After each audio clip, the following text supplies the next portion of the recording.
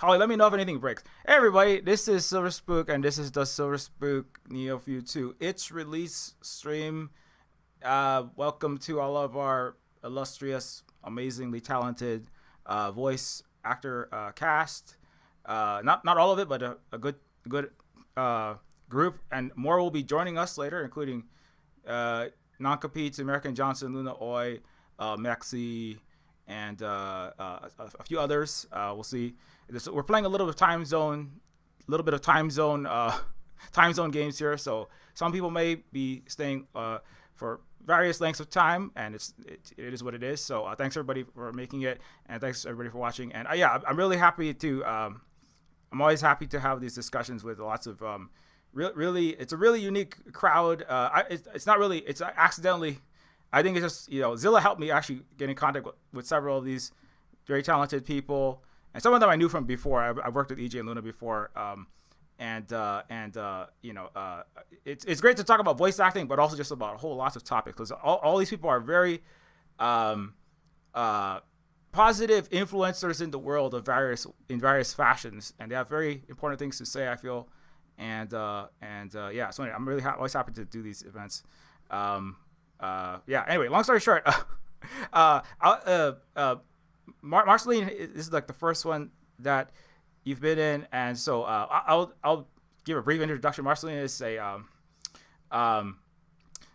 content creator, a left content creator, and a very talented, very multifaceted voice actor in her own right. And maybe we'll start with you, since everyone else has kind of been here before. You're gonna introduce yourself. Hi, that's me. I'm very flattered by that description. I'm introducing myself. The first thing that I need to say is that it's 1 a.m. for me right now. So if I am unhinged, or if you just see me like casually fall asleep on stream, that's what's going on. I have tried to do a couple nights in a row of staying up to kind of get my body ready for this, but I am on progesterone, which means that I'm sleepy as hell right now. So we're doing our best. I'm a YouTuber and I make video essays. I got my degree in my master's in contemporary critical theory, so I tend to make very critical theory, philosophical video essays, sometimes nerdy, sometimes philosophical, sometimes political. That's how I would describe it. But some of them are just very random, in the way the video essays often are. That's me. Hi. Should I describe my involvement with Neofeud? Or are you gonna do that? If you anything you want to comment on something in particular, but we'll get into it more. Yeah. Okay. Cool. All right. Thanks so much for being here. Good to directly. We've spoken in messages, but never on camera or voice. So that's good to meet you that way. Ron. Likewise. Yeah. Yes, hi, my name is Ron. You may know me from my podcast, Just a Little Guy. I also play several characters in this game. I don't know what else I really do anymore. I used to be on a D&D live stream, but that hasn't happened in a while. So you can still check out the archive, though. It's over there. It's called What's Left of Us, featuring myself, Zoe B, Thought Slime, the Starfish Face, who of Cast Off fame, and Jay Korn. I don't really have anything else to really say. I haven't done a whole lot of other content besides that, but I've got some other stuff in the works, I guess. But that more will be revealed on that later. Ron is Ron did a whole bunch of characters, including pirates. I was gonna say ninjas, but I'm not gonna. Michael Jackson / Bill Clinton. That was. I enjoyed that one last time. The Michael Jackson / Bill Clinton? Wow. You just randomly pulled it off on stream because I said Sonic anyway. I don't know. Anyway, sorry. That sounds like something I would do. I was also up until 1 a.m. I think at that point. So yeah. It was getting loopy, but Ron. Anything? Yeah, I checked out a little bit of the D&D podcast. I thought I saw that there's a new episode of that What's Left of Us coming out in 2 weeks. Maybe I'm mistaken. So we have like a thing automatically set up to do it at the end of the month, but we've been on hiatus for like almost a year at this point. Uh, yeah, I think it's just in case things, change that, we get back to it. But Mm-hmm. of note, that was, oh my goodness, my cat decided that right now is the time to introduce himself. This is Scaredy. He is named because of his scared demeanor. But It's yeah, beautiful. he's a wonderful little boy, but he's also a little Everyone bit say of a hi, pest. Scaredy. Hi, Scaredy. Okay, we're gonna let you go because you look like you are. Anyways, yeah, thanks a lot, Ron. Zilla. Yeah. Hello, I'm Zilla Black. I have a YouTube channel called Zilla's Athenaeum where I do video essays about a lot of stuff, ranging from current political lefty stuff to historical linguistics, board game media criticism, whatever. Um, as Marceline was saying, like video essays. And I also do a weekly Archeo gaming live stream on my Twitch channel, which is Zillable. That's syllable but with a Z. You can also find me on Blue Sky and Mastodon at Zillable. And yeah, this is my first actual voice acting gig. But yeah, I like being kind of a nexus for weirdo lefties who do stuff on the internet to meet up. So that's how I was able to put people in touch. Yeah, yeah, really helpful, and yeah, Zilla's we use some of Zilla's curriculum for our we have Holly and myself. We have two younger future revolutionators, but we don't want them having too much capitalist propaganda. Or just school that's not liberatory enough. So we have Zilla's classics. One in particular was the special video, particular video on Greek history and some of the truths about it. Our youngest just finished recently the Odyssey as part of their literature course. So yeah, we're really appreciative of the educational components as well, of course, the voice acting talents and the connectivity that Zilla helps us out with. So yeah. Big thanks. But yeah, anyways, EJ and Luna should be coming soon. EJ's like, I promise, like, Mr. Ed the horse just fell over and knocked over the camera. We're almost there. It's what's that guy's name? Elon Musk, the shark from his puppet shows. Ate the 8R hard drive, but it's coming. We're coming. No, I'm just kidding. But yeah, they should be coming. Bexy will be here. Depending on the there's variables time zones, children and time zones, technology. Yeah. So yeah. Anyway, long story short, I guess there's lots. We're talking about a whole host of stuff, but obviously Neofeud 2 is out on itch.io. It's not out on Steam yet. People will keep asking me that. Somebody was It's coming to if you only play games on Steam, it's coming to Steam for all the gamer people. Obviously, I'm a game dev, so just to cover that, it's coming to Steam when I cannot say yet. But it is out on itch. A bunch of people have got it and are playing it. If you want to see like what Neofeud 2 is actually like, and maybe if you want to hear yourself, if you're not a gamer, because not everybody's a gamer. So there's somebody named a Bitter Shark is doing like entire playthrough of the whole game currently on Twitch, and there's a few other people that are playing it. So I might do my own and just get like, it's actually like, I'm estimating it's like 20 to 30 hours or longer. So there's like twice as long as Neofeud 1 in the script. It's like 700 pages. So thank you all for helping me with that, because otherwise me and Holly would be raw in the throat voice acting 86 characters. That's how many characters are in this game. I voice act about 35 characters. So that was Wow. that was a lot. That's a lot of characters. Making me feel That's what inadequate. I I did only a did lot. 2. I know. Yeah. Literally same. Yeah, I mean, I towards the end I was like, oh, this is too many to. I mean, Ron did a lot, and there's a few people that did a whole bunch. Ron did like, I don't know, 10, a whole bunch, and I only read like 70 pages as that one character, but there's a one giant character. You did Yeah. He did the ultimate. Ron is the ultimate bad guy.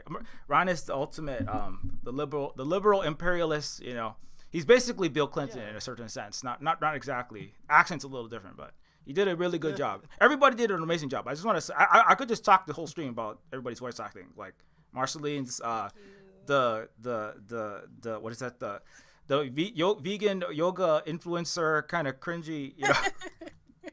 Coconut selling the coconuts is like every one of these. Discovered coconuts. Yeah, it's yeah. I gotta say, like a lot of that just is because your writing is so just natural in these characters. Like I found it really impressive every time that I had to read that I was reading a piece. So 100%. I am looking forward to playing it. I don't know if I can make any promises on your behalf about a Mac version, but as soon as I have space on my computer, I'm gonna try it out.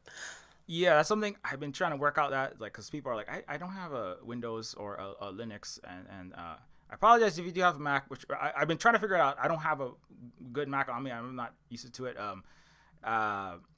If you can do boot camp or any kind of this system that can you know run a Windows games on your Mac in any way, I could try that. But I'm still.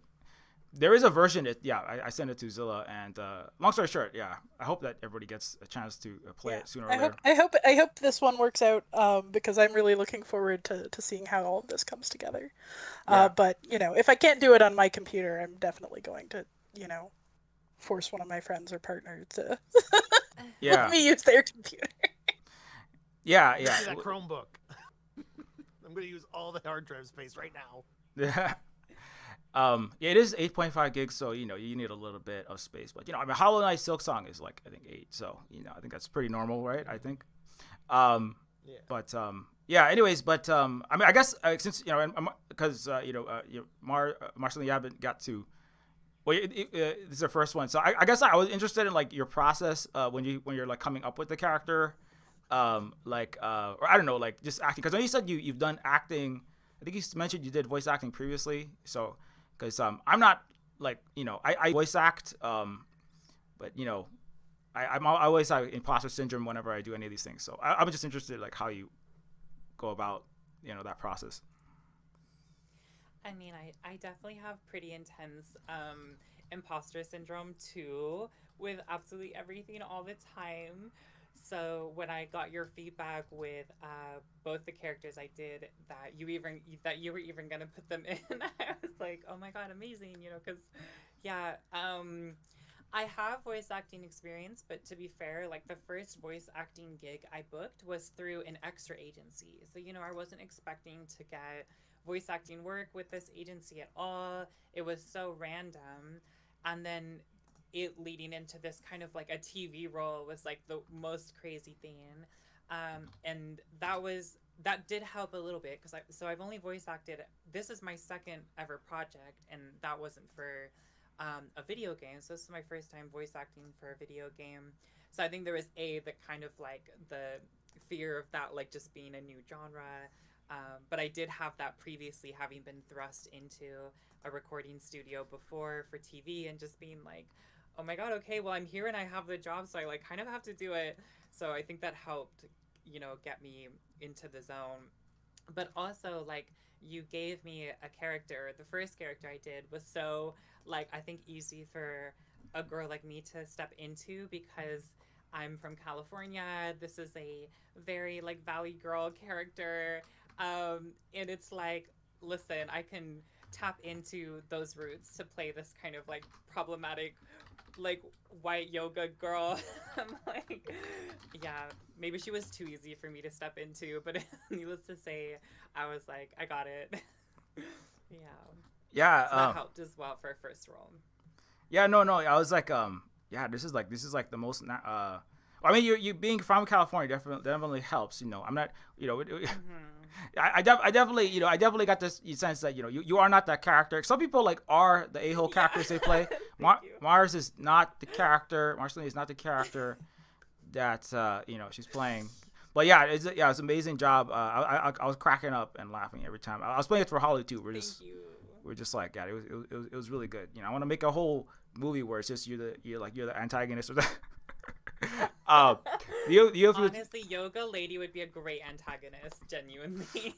Yeah, exactly. Anyways, but anyway, I should let because I know how long folks can be here. So let me just introduce. Hey, what is up, Bexley and EJ, and if Luna's there, also Luna. Hello, so happy to be here. Sorry for no video as usual. Nighttime, I'm just kind of like hunkered down in my bed, trying not to make too much noise so the kids don't wake up. But so happy to be here as always. And yeah, good to meet you, Marcelin. I don't think we've been on a stream together. No, lovely to meet you as well. Yeah, how are you doing, EJ and Luna? Hey, it's just EJ for the moment. Luna's in the other room. She'll be in here in just a second, but we're doing well. Technical issues aside, sorry we're late. Fighting the computer as always. Yeah, we all I had technical. Everybody had technical issues, so no worries. Yeah, thanks for making it though. Yeah, That's the Great to see you guys again. Yeah, hey tradition. Zilla. Hey Ron. Guess I should put my microphone on. Hello, how's it going? Good. Yeah, good to hang out with you guys again. yeah. We just went around and did some introductions, and so like Marceline hadn't been on before, so we were talking about some of the process of like voice acting and previous experience, and but yeah, if you guys, I think you could. You don't need too much introduction, but if you want to do it, just talk a little bit about EJ, Maxie, whoever wants to go first, just like just brief introduction. Lexi, why don't you go first? I'm gonna go drag Luna in here. Okay, sounds good. Hey everyone, I'm Mexi. I have a channel, although it's privated at the moment, but I'm gonna put it back up. I had privated it because I didn't want my students finding my channel before the exam. So yeah, but anyway, I do have a channel that I'm gonna get back to. I've been on maternity leave for several years, but I'm planning to make more video essays or just kind of get on there and talk more, which is just Mexi, M-E-X-I-E. And I also produce Positive Leftist News, which is a monthly show that rounds up all of the wins or the things that we can get excited about as leftists in the world, which is a really fun project. And yeah, that's me. I played Princess Sybil in Neofeud 2. And yeah, I guess that's my intro. Yeah, awesome. Yeah, Princess Sybil, because somebody just asked me about. I think that there's this person that's streaming the game, or the first person to stream it, even before I started streaming. The day one, this person called the Shark started streaming, and the Shark was asked. The people were asking while they were watching it. I jumped into like the dev, and they're like, "Is it the same Princess Sybil? Is it Holly playing Princess Sybil again?" And then I was like, Holly is my partner. And Holly had to take a break because Holly had like a gigantic character that's literally an entire novel worth of script, which is like Maxie had to do a lot. It's like 13,000 words. It's like a lot. It's like 107. I don't know. It's long. It's a lot. Yeah, it's a lot. So yeah, I'm sorry I write so many words for y'all. So that's one thing I just. No, it was so much fun. It was so much fun. And similar to you, Marcelin, I could like very easily tap into like the Valley Girl roots for that character. So, yeah. Yeah, but yeah, again, it's really really great job. And Luna hopefully is. Oh, I guess EJ is still grabbing Luna. Okay. Luna's here. Oh, you're here. Hey Luna. Hey Luna. Hi everybody. Hi, I'm Luna. I run a YouTube channel called Luna, and I talk mostly about Vietnam. And I am very happy to be here and be in this stream. And congrats to Spook for finishing that massive work. Yeah. Yes. Yeah. Congrats. Yeah. I'm so excited that people are getting to play this. I'm so excited. We are actually doing a project right now where we have to work with voice actors. Hint to everybody in the stream right now, by the way. Yeah. All right. Take notes. Hello. Hi. But we, it's the first time I've ever really had to corral actors. Well, at least since I was in college. Like that's the last time I did a project where I really had to use a lot of actors, and I forgot how much of a pain it is. And so, yeah, hats off, Silver Spook. Yeah, you actually had to corral us. I mean, because I think there was a point where you like sent us an email and we forgot to respond or something, and then you followed up, and we were like, we're so glad you followed up because we really want to be participating. But yeah, so now we're going through that. So it's like the karmatic. That's what you get now. Answer my email. No, no, it's all My good. turn's It's all, tabled. I mean, life happens. People, people message me. I'm like, I got a lot of messages. I'm sorry I didn't respond to all your messages. It happens. But we were moving and we didn't see the email. Actually, it's like that happens to us a lot. Where we've missed out on a couple of projects we wanted to participate in because we were moving and yeah. There's only so many things you can do in one day. But we're glad. We're very glad. Like the point is that you were very persistent. Not very persistent. You followed up like exactly one time, and that was persistent enough. But but we're really glad that we got to participate because it was super fun. And I think that I don't know. I think based on the Neofeud 1, I hope everyone wants to play Neofeud 2. Yeah. Well, I mean, the good news is, I mean, I haven't even done. What's the reception been? Yeah, I haven't even done a. Right. I didn't do. I was describing it because I'm not doing maximum promotion right now.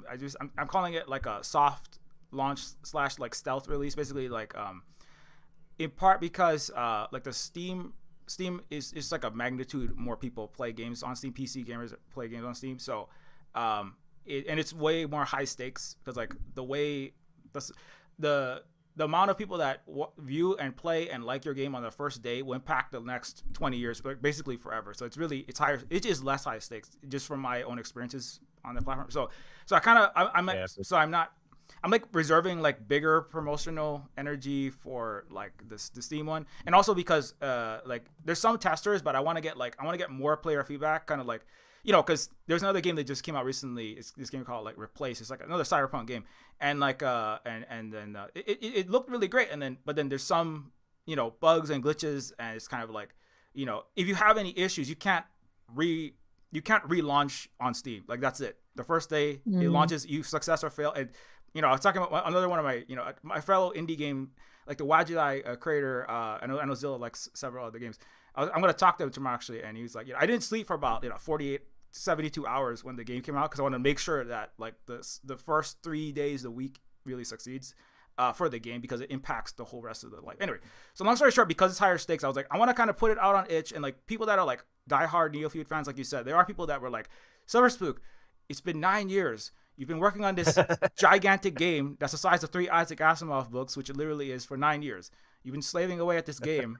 You hand painted all the graphics, you hand coded all the code, you're an unhinged person that spends like 18 hours a day working on this weird video game, and I want to play it. And I'm like, I'm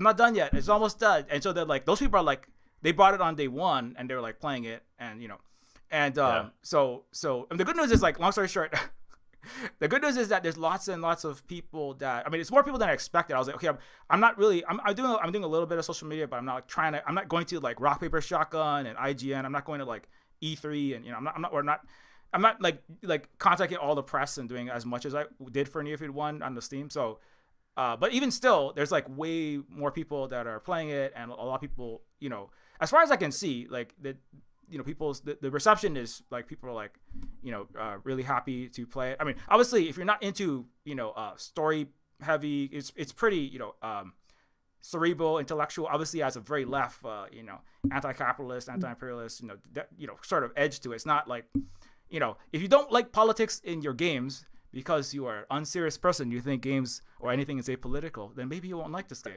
Too bad. But everybody who is like, understands like kind of like what with Silver Spook games about, they seem to be appreciating it, which is a good sign. Like everybody who's tested it even before the game came out, like there's a bunch of alpha testers.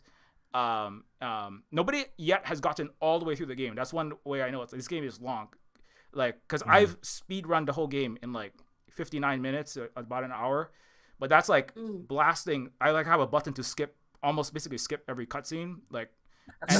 And that's an hour, so it's about 30 times longer than that. It's 30 hours, right? So wow. So, it's like it's like one person actually, I think Mexi, somebody you know has been playing through, but I think they're playing through it very rapidly. Like I think they might not be listening to all the voice acting, which is a shame because we have the greatest voice actors in the universe in this stream. I can see why they might be skipping some lines that I did. No.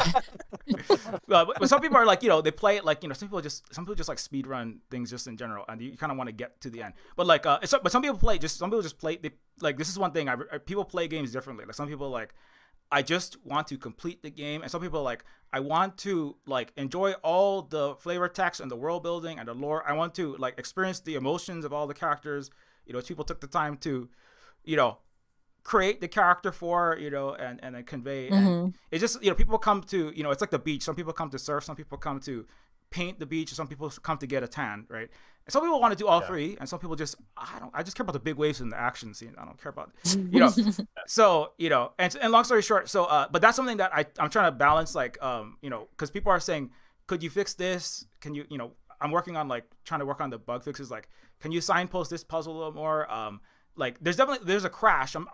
Like one of the testers just caught like 2 crashes at the very end of the game, which is funny because this tester is like, she actually like basically doesn't play any video games, but she like got all the way through the game. And there's some people that are like hardcore gamers, and like they got stuck at some places, but she also like she does like trivia nights, and she's like a podcast. She like edits podcasts. She's very like literary, and works on creating like puzzles. Like I think Zilla does some of those kind of things. So like she like kind of knows like how the kind of mental activity that goes into point and click adventure games is very anyway, long story short, you know how they say that like thousands of doctors are born into poverty, so we'll never find out they were like great doctors. I mean, this person might be like a great gamer, just covered late in life.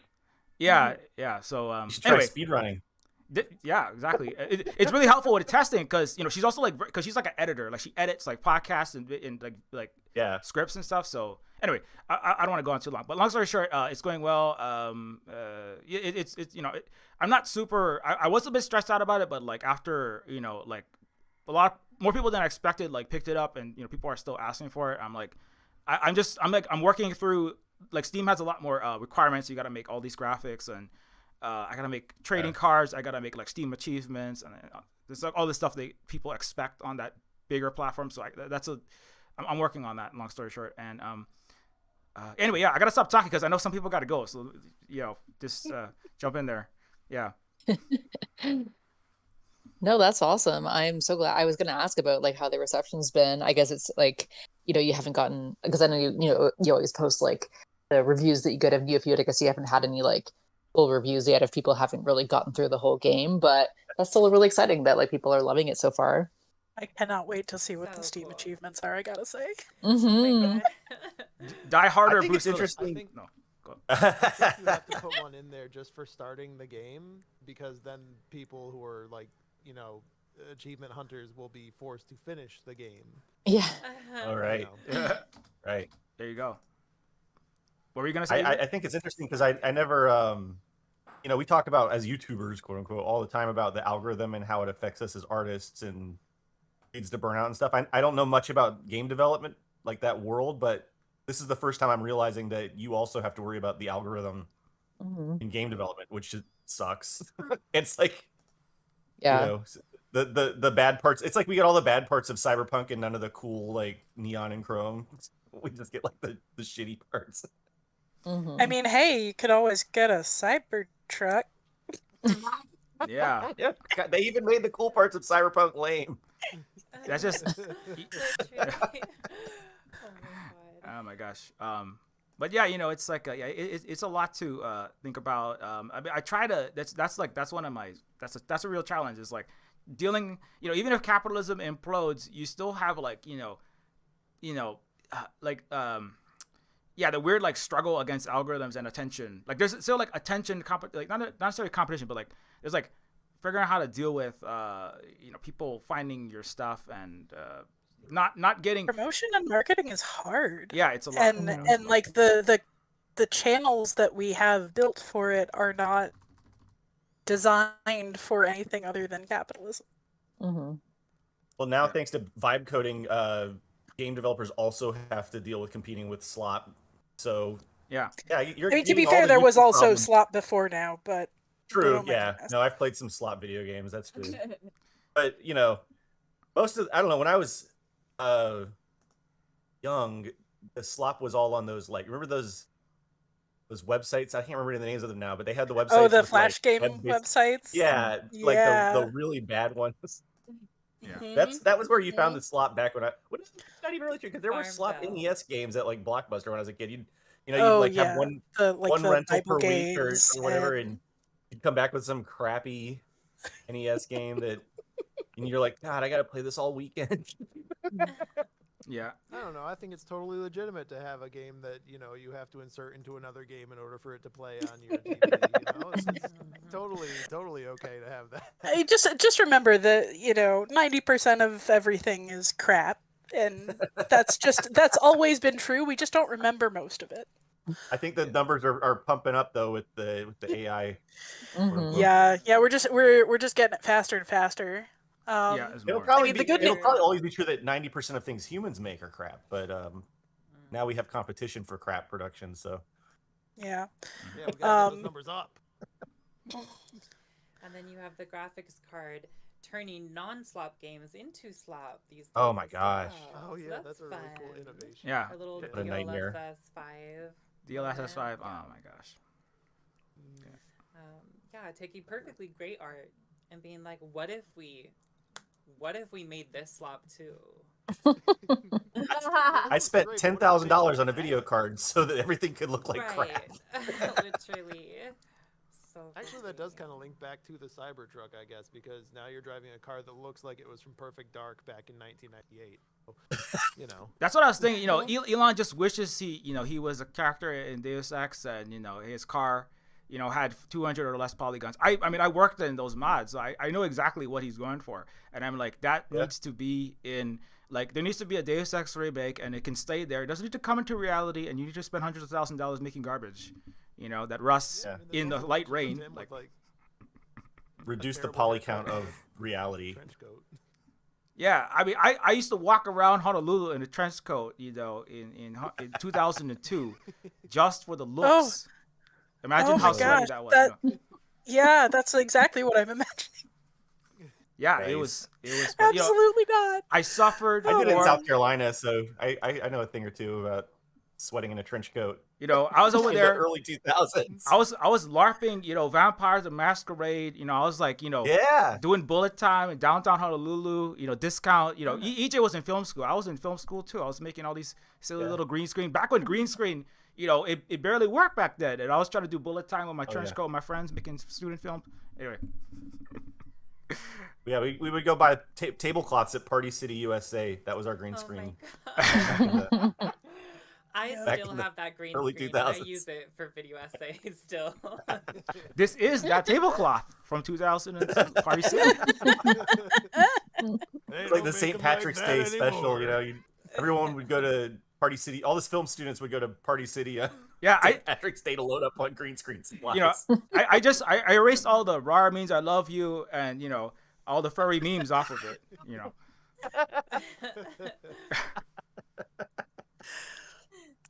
I love Okay, it. well, love I never thinking of I the- never had a green screen until I started doing YouTube, and even then I didn't bother getting one until I was talking to Angela Fellows a few years back, and I just mentioned that I didn't have one, and I wasn't quite sure how I was going to pull off this thing that I wanted to film, and she's just like, "Oh, give me your address." And then like 2 days later, I had a green screen. I'm like, "What? Awesome. Excuse you?" And now she's making a movie. Wait. So like, So it is a green screen. Zilla didn't read So any I of have those books. We downloaded them off of Google Image. That's a green screen. It's funny because we make it just everybody here knows the struggles of getting your camera and your green screen to work properly. Yeah. Yeah. But then you took it to the next level and got into game development, which is like green screen frustration times a million. Yeah. Then you have to find your last semicolon and 2 million lines Yeah, of right. C++ and JavaScript. Oh yeah. Did you have any you have any war stories from making Neofeud 2? Like any big bugs you had to wrestle or anything? Oh my gosh. Yeah. There's over the last entire decade of work. Yeah. Yeah, it's- right. It's like, yeah, in the I totally decade. forgot about a few of them. Yeah, I like, it's weird. It's like, it's been like I was saying like yesterday, I feel like I like my DNA is like inside of my what do you call it, the mitochondria, like when my cells create energy, there's like little bits of Neofeud 2 code in that, like on the inside of my skull is like scrawled the executable command to start Neofeud 2. Like I have like I literally memorized the Neofeud 1 entire script. I could recite it from memory at one point, and it's 74,000 words. I don't know if I did the second one, but I have been through that game, like every single line, every single character. I've like edited every slightly incorrect bit of crow's feet on King Warren Clinton Bush's face. I have like, check the pose of yoga hippie ladies' hands to make sure they are absolutely, correctly aligned. Nobody's going to notice that, but I obsessed over that with obsessive compulsive disorder. That I have, one of several possibly mental illnesses, or maybe it's just part of being creative. But it's like, I know that it's hard to, it's like my whole life, it's weird. That's part of the reason why I was like, I want to collaborate with more people, because I feel like, it's just, it's I owe you a puzzle. It's a weird place. I mean, yeah, I know it's, again, people, I know it's I'm not the best. Sometimes I get this part. I try to like get more, better at communicating, even when EJ was talking about how like I followed up with them, but part of it, I was like, you gotta get better at working at it on a team, because I've been working solo for like basically 9 years on Neofeud 2 plus 2.5 years on Neofeud 1, and that's been like 11.5 years. I mean, it's not, I'm collaborating, but mostly it's just been with voice actors. So and there's reasons why I've done it this way, because it was basically like I was working for giant AAA game companies and corporations and all kind of horrible entities like that, and I was like, I want to do something, and they're basically like, we're not going to give you any funding to like take down imperialism, capitalism. You cannot be criticizing the Clintons, the Bushes, U.S. imperial policy, global CIA operations. We're not, literally, the publisher said, we're not going to fund any of that, and I said, well, I want to make a story that goes all the way, like Vietnamese Communist Party members, like Comrade Luna's family should look at Neofeud and go like, this is acceptable. If it's not acceptable to Luna's Vietnamese Communist Party members, this is that I failed. It's basically, it's like, oh no, so I'm really scared. Like when Silver Spook is spreading the myth that Luna's from like the high-ranking Communist Party. Oh, I'm sorry, Lou. I didn't fire through the flames of the three stripes. I'm sorry. But no, but it's like I wanted to actually, I wanted to say something. I mean, not necessarily. I wanted to be like moving the needle politically, and not just kind of like pulling punches, because or just like doing cyberpunk, but in like a it's, to me, it's what I call like cyber suit and cyber bourgeois. I wanted the cyberpunk. The punk should be like capital PUNK, about resisting oppression. In terms of racism and corporate and capitalist. Like what it, to me, that's when I think of it. I think of like the old school. When I read like Neuromancer, or watch some of the original Blade Runner, or watch The Matrix, I'm like, obviously partially, it's definitely like a metaphor for transition, but it also has a lot of all kinds of critique going on in it, and that's the kind of thing that I wanted to produce. Long story short, that's part of why I'm working solo for so long, because nobody's going to fund that stuff. So any leftist knows that if you're a leftist in a capitalist empire, you're going to be broke a lot of the time. That's part of what Neofeud 2 is about. It's about finding really cool and awesome people and being poor together, and then try to and hopefully being less poor over time if people help out on the Patreon and elsewhere, but mutual aid, over time. But like it's a necessary part of struggle, it's so as I was trying to say, like that, I hope that like people who play Neofeud 2, again, you don't have to necessarily be somebody who is like revolutionary. You have to be like member of like just really like seriously, you have to be like deeply entrenched in a particular political ideology. But like it's definitely something that's not. I'm not going to pretend like, oh yeah, we're neutral here. We're just selling products. If people, there's sugar. The sugar is on the medicine. Is it's got cool scenes. It's got neon, and trying to make Neofeud 2 look a little more polished. Part of the reason why it took so long, one of the just to circle back to your question, EJ, part of the reason why it took 9 years is because partially I was listening to some of the Steam and other people's reviews too closely, like, oh, I don't like the way that this looks. It's ugly, or this Neofeud 1. It's not coherent, or visually the people like weren't happy about it. And then so I was like, I'll try to like get better at because I'm also like, I was talking about imposter syndrome earlier. I'm like, am I a real artist? Is this anyone gonna play this? So I was like trying to work harder to make Neofeud 2 look more polished, I guess, visually look just look like more like it had more production value in it. But that took like more time. So that the art just like took maybe twice as long per scene, and I probably spent a little too much time on that, and it is what it is. So it's like because I was like, I want to break in here for a second to say, if you're asking the question of yourself, am I a real artist? The answer is always yes. Well, thank you for that. Yes, I know. And I was going to say, like, I'm actually going through Neofeud 1 now because I want to do that again before Neofeud 2. And I was like, oh, this is so good. Like, and like just talking about the art, I was like, the art is amazing. Like, even just like, I'm just at the starting of the Neofeud 1 again, but I'm like, no, the art is incredible. Like, what are people talking about? Like, it's just like, yeah, it's like stunning to me that you did all of that. And the music is perfect. God, it's perfect music. Oh. I was listening to it and I'm like, how did he make this? And like match it so perfectly with the visuals. So anyway, those reviewers are bonkers. But yeah, I do absolutely love your music. Like, yeah, everything that you've sent that I've heard has been just so on point and polished, and oh man. I start every day listening to the soundtrack, so that's awesome. That's actually a great way to start the day. Yeah. But like, I'm stunned that it took only 2.5 years to make that. Like, that's crazy to me. Well, thanks. Yeah, it means a lot, definitely. What DAW do you use? What's that? For your music production? I'm gonna ask you some nerdy questions. Oh yeah, no worries. What DAW do you use? By programs, I use Ableton. No, for your music. Oh yeah, for the music, What do you produce your I music use Ableton Live. It's like a older version. Oh yeah, you know that one? Yeah. Yeah. A lot of it's. And what engine do you use for the game? I want to know all the tech. How do you make it? Oh yeah, well the music is Ableton Live.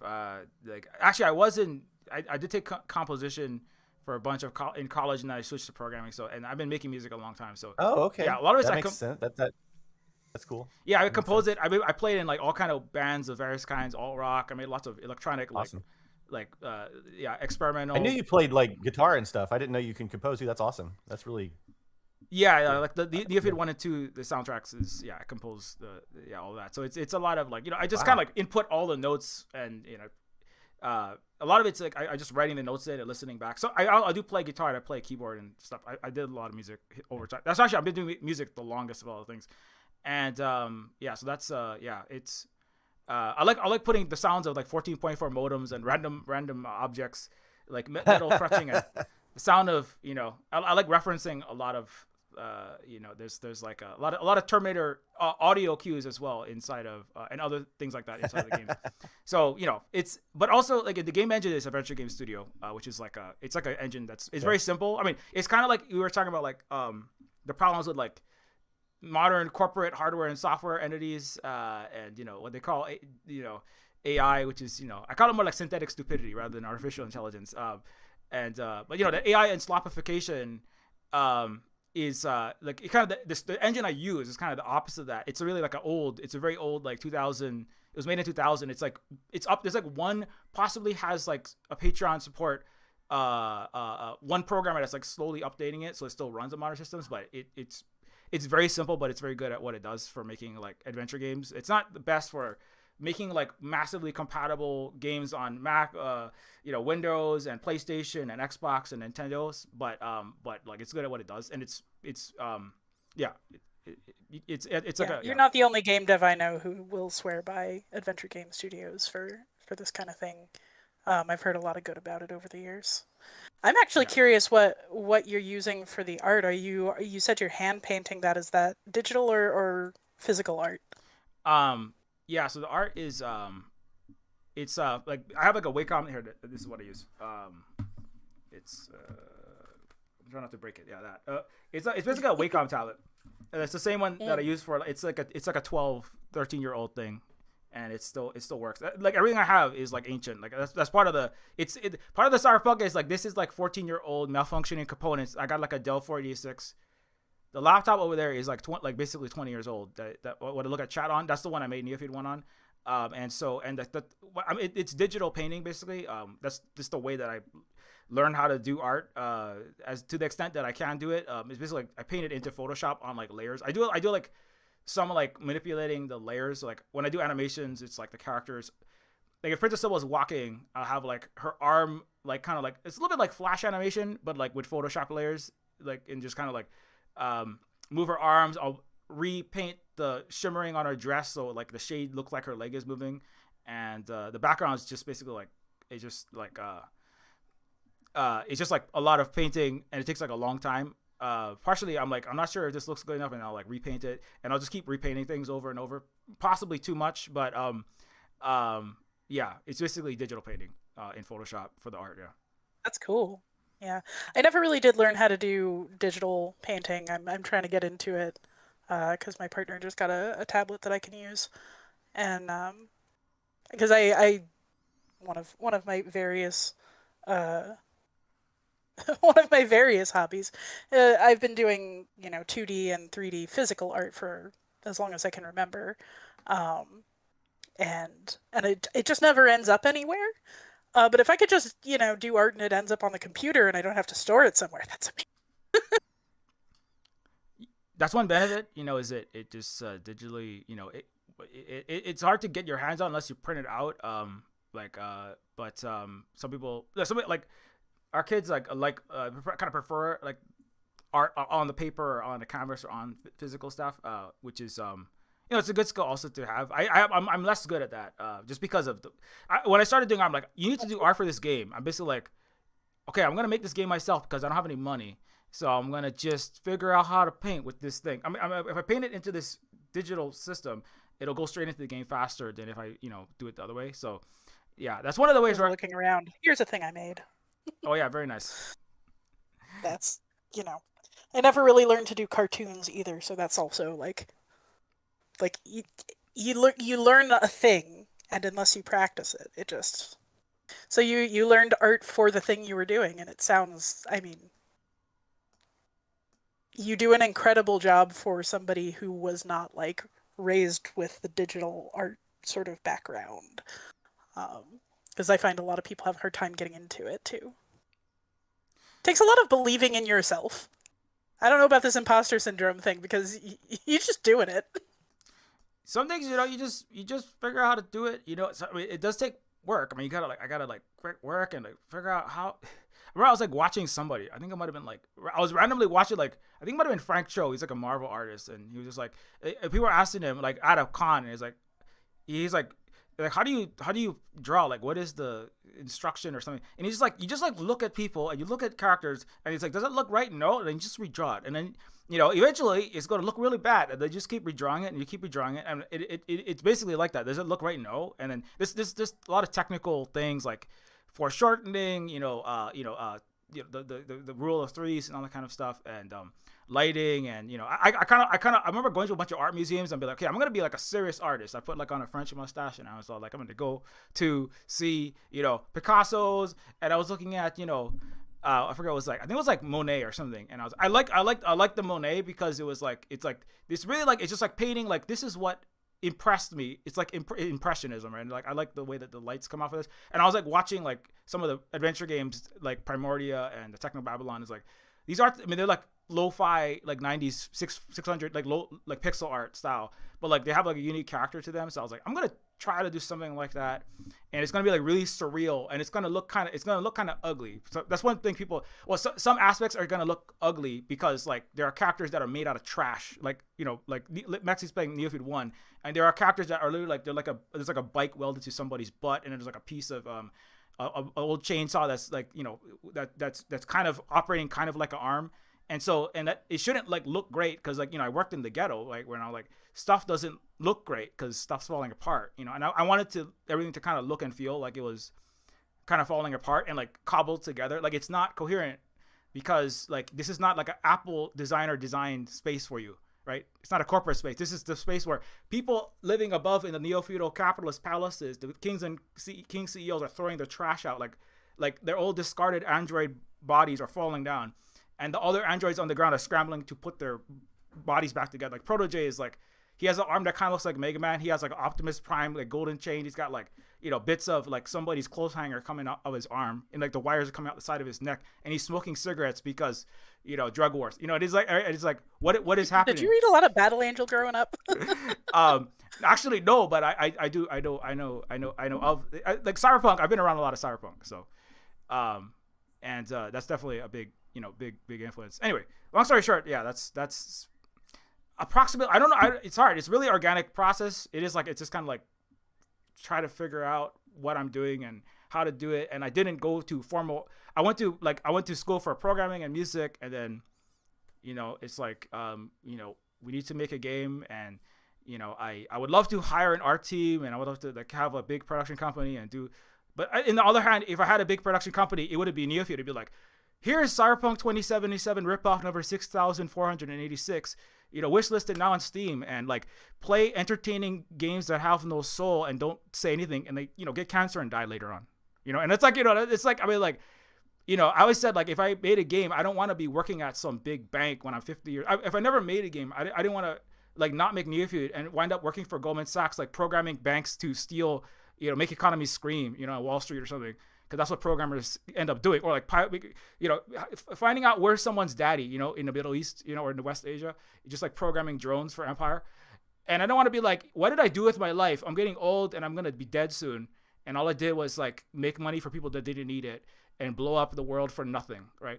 And then die. So I was like, instead, I'm going to like be broke and make this weird game called Neofeud and say something. I hope something worth saying. And anyways, yeah, I'll stop going off. Yeah, but anyways, sorry, I'm not good at passing on the torch properly. Yeah, Luna, we haven't heard from you. I just want to say, Luna, I really appreciate the way that you really pull off characters that nobody could really pull off, because there's a lot of it, you know, it literally, like, you know, like you've really taught me a lot of things that I didn't know about anything, because, you know, I'm from U.S. occupied Hawaii, so, you know, it's like, it was really great to have you actually play characters that are trying to survive, you know, imperial capitalist aggression. So you know, I don't think I really said that, but, you know, I'm really grateful. Like, it really means a lot that you even put your, you know, you worked on this at all. So thanks a lot. Yeah.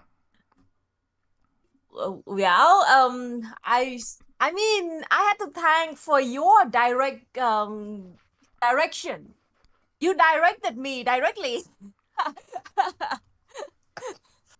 That's why they call Silver Spook a director. Luna doesn't take compliments well. You gotta No. just rush through them. You did great, Luna. Thank you.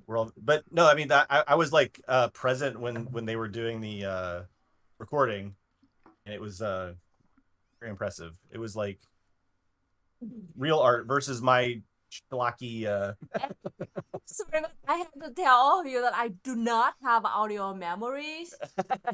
Oh yes. So like I had to like listen to the audio of my previous work, so I can't like reproduce that, because like, so in my head it's just quiet. Okay, it's just completely quiet. Even my thought Luna's one of those people that has no. It's internal amazing. No, it's just quiet. It's just a quiet land in there. I can't even imagine. So you've yeah. just like reached nirvana. So it's extra hard. It's extra hard for me to have okay, just make that voice. You're like, what voice? No. So like I talk about it a lot. I mean, like EJ, like he has like almost perfect audio memory, so we're like opposite from each other. So I'm just trying to explain to people, like when I say I don't have audio memory, it means that like even the thought just come into my mind in the form of language. It's like metadata. There's no sound. There's no inner voice in my head. Yeah, it makes it tough. It makes it tough to do voice acting, but she pulled it off, I think, and I think somehow she managed to get some consistency despite having no auditory imagination. We both have aphantasia. I have visual aphantasia, so I have no visual imagination whatsoever. Like when I close my eyes, I just see black. And Luna has no audio imagination. So then we work together on these like audio visual productions. It's very interesting. I have to call her in all the time, and I have to be like, Luna, I have to make a thumbnail, and I don't I can't imagine what it's going to look like, and I don't want to spend an hour in Photoshop figuring it out. Can you just tell me Yes. how this will look before I make it? Yeah. She has asked me about music all the time, like, will this music work with this thing? And I'm like, yeah, of course, yeah. So anyway, odd couple Yeah. of Fantasia. I mean, also nicely complimentary because what you do produce it's so polished and it works so well together all the time. Like, just to pass the compliments around, like, these are some of my favorite creators. So, like, Wait, I don't take compliments well either. So. No. too bad. That was You're getting some. Me neither. Me neither. Zilla, I'm I excited for will this say, project. You also are a fantastic, fantastic creator, and you always give me the best voice lines. You and Ron have both given me some phenomenal voice line performances. So, I mean, I would anybody rather who give wants to cast me as compliments. I'm Ursula K. gonna Le Guin, I'm always in. just- You're very, very good at her. I'll remember that once I read one of the books. I'm just going to use this little moment where I'm already yapping to say that I think I will bow out here. It is 2:15 in the morning for me, and I'm starting to like fall asleep live on stream, which is going to be embarrassing for me. So, yeah, it's been so lovely to chat to you all, and a huge, huge congratulations on the launch. And, Yeah, thanks so much. Available for any future voice acting opportunities. Absolutely. Do contact. Great to meet you, Marceline. Yeah, do Nice contact to see Marceline. you. Nice to meet you as well. So nice to meet you all. Yeah, great to meet you. Yeah, nice talking to you. Likewise. Yeah. Sleep well. Thank you. Good night. Have a great rest of your stream. I will watch the replay tomorrow once I've rested. Goodbye. Right. Okay. I'm gonna. Yeah, I don't know. Is your project, like your upcoming project that needs voice actors, a secret to EJ and Luna, or are you talking about it? It's relatively secret. We're doing it with Means TV, which you're a part of Means Okay. TV, so Yeah. I can tell you offline as a Means insider. But on stream, we're going to keep it a little under wraps for now. It's an animated thing though, and Luna's participating with the animation. Yeah, I'm drawing like a character every day. Yeah. Oh my gosh. Basically, Luna is the animator, but there's more to it than that. And if I tell more than that, it will spoil it. But it's obviously in the same vein as Neofeud 2 in the sense that it's anti-capitalist themes and highly political. Which I wanted to go back and talk about that. Actually, this is a good opportunity to bring that back up because I really it rubs me the wrong way whenever anybody says like, oh, why do you have to make art political? Why do you have to make games political? Why do you have to make comedy political? And it's like, first of all, it's always been political. Everything is political. Comedy has always been political. Mm-hmm. Like a lot of people don't realize this, but the meme of like throwing tomatoes at a bad stand-up comedian, that goes back to the late 19th, early 20th century when like vaudeville performers would be making fun of Irish people. So Irish people would show up and throw tomatoes at them. That was like a political act. Mm-hmm. So it's not like comedy just became this thing where people are doing political critique of comedy. They've been doing it since forever. Since forever, I promise. Yeah. Even Ho Chi Minh said, like, special time like this, like, we actively fighting a war. Artists are the soldiers, and their pens and their brushes are the weapons. Yeah. So we need to join. So it's like not, and anything you're playing is political already. I mean, like, there's political content to, Mario Brothers, for instance. I mean, anything could be politically analyzed, and there's nothing wrong with that. That's what, like, if you're a comedian and you think like, oh, comedy shouldn't be political, it's like, well, you're kind of, in my opinion, you're kind of like disparaging the art form, by saying that it's got to be like flat and two-dimensional and it can't have these features. It's like, it's kind of insulting to comedy, in my opinion, and same goes for video games or videos or anything else. I mean, I was recording for a podcast earlier today. Upcoming, that'll be fun. It's about sci-fi. Yeah, so I may have let Sarah talk me into doing a sci-fi watching podcast that we're calling 9 to 5 because it's Babylon 5 and DS9. So we got to talking about political art, and I like, my favorite day teaching when I was teaching in college I guess I have a couple, but one of my favorites was the day that I came into my freshman writing class and just like, I have no notes for today. The only thing I got is a question. Can art be political, or can art be apolitical? And just let them go. It was amazing. It was a great day. And some of the freshman guys, because of course it is, like, were on to me immediately and were like, they started trying to troll me with like paper ideas, and then I kept asking them, okay, how do you find that message in this? And they couldn't tell me. I'm like, do you have some other political message that you want to talk about in this? Are you just trying to troll me? Because it turns out that I'm not just an empty-headed person repeating talking points. All art is political, because the status quo is political. Yeah, and if you don't challenge it, then you're de facto, endorsing it. All right, so early, I'm forgetting like my entire vocabulary. I don't know how Luna. I'm always so impressed with like English is not Luna's first language. Nope. But she's better at it than I am, which I guess isn't saying much. See, this is why you're not good at taking compliments, is you talk down to yourself too much. You're both doing fine. You're doing fine. Well, it's especially in the morning. I mean, come on. I haven't even finished my first cup of coffee. I can't take a compliment before I've even finished a cup of coffee here. I'm a 1 cup of coffee per compliment kind of person.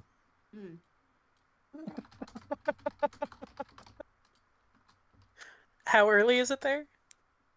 It's not really that early. It's 8 a.m. now, but it's we just had way earlier than I'm ever going to be up. That's late. That's so late. It's early for artists. That's true. Okay, I forgot I'm with my people here. Yeah. I just got a message. It looks like Bridget won't be able to join us, but says it sends everybody love, and but we'll see in the future about being joined by. She did some really key individuals, including the doctor. Maxie, you probably know Dr. Gertzel. So we have a new voice actor for that character. But yeah, anyways, yeah, it's late. It's like 2. It was 2 something. Some people are up. It's like 2 a.m., 3 a.m. for some of our UK folks. So time zones are weird. I wish we could get time zones. Yeah, it's tough. I blame sleep, and the human need for sleep. That's one thing, what's up with that? That's a cyberpunk thing I wish we had, is like the sleep devices. We don't. What'd you say, Ron? I missed that. Oh, I didn't hear it. I don't know what you guys are talking about. I'm over here in the Eastern U.S. time zone. I'm doing fine. It's only I mean, same, but also. See, for me, that's late. I'm like, oh, it's almost 9:30. Mexi's like notoriously sleepy. Yeah, go to bed early, up early. My Can't shirt, do it. It actually says I am always tired. It's partially worn off. So yeah, one of my friends has a great T-shirt that just says, "It turns out I'm not an afternoon person either." I'm just not a person.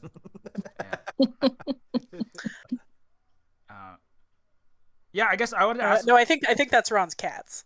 Oh yeah, yeah, cat napping. Before you, in case you got to go, I'll just check. Actually, how's the classes and the students and the the you know what? Work? Yeah. Actually, great. Actually, so great. They handed in their final papers. Like a couple weeks ago. I was so impressed. Yeah, they were really, really rad and thoughtful, and yeah, it was just like a really good feeling of like, oh man, like they got it, One person was looking at corporate agriculture. This is an indigenous person, and made connections between patriarchy and extractivism and capitalism and colonialism, and it was just such a good paper. And I was like, oh, it just, yeah. I love that. Because sometimes you never really know how the year is going to go, and like, it's first years, and the climate of teaching is like kind of difficult because obviously there's just so much, propaganda out there that makes people hesitant to even look at marks or, anything to do with political economy. And so, yeah, but I don't know. Yeah, everyone's really open to it all. And I was just like thrilled with their final paper. So yeah, so it went pretty well, I would say. That's a As good as wonderful feeling. the year could go. Yeah, it was good. But I am always still very like just like cautious about people finding my channel. Although like in the first few years that I was teaching, it wasn't really that big a deal, but like people did find my channel a lot, like the students that I had. But they were all pretty like into it and open to it. But I would say, yeah, in the last few years, I've just been really kind of cagey about it just because the political climate is just so different. And, like Jordan Peterson over here Is he still putting over out there? lists of well, I hear he's on his like his deathbed or something. Like that's what my partner just told me that apparently he's Yeah, he's canceled all public appearances. Nobody's heard from him for months, I think. yeah. So like that's the rumor for sure, but who knows? Mhm. We Yeah. disavow, by the way, definitely. Yeah. Mm. But yeah, it was like he's putting out all these lists of professors and whatever, right? So I have gotten kind of like, I just felt like I had to hide my channel for a little bit.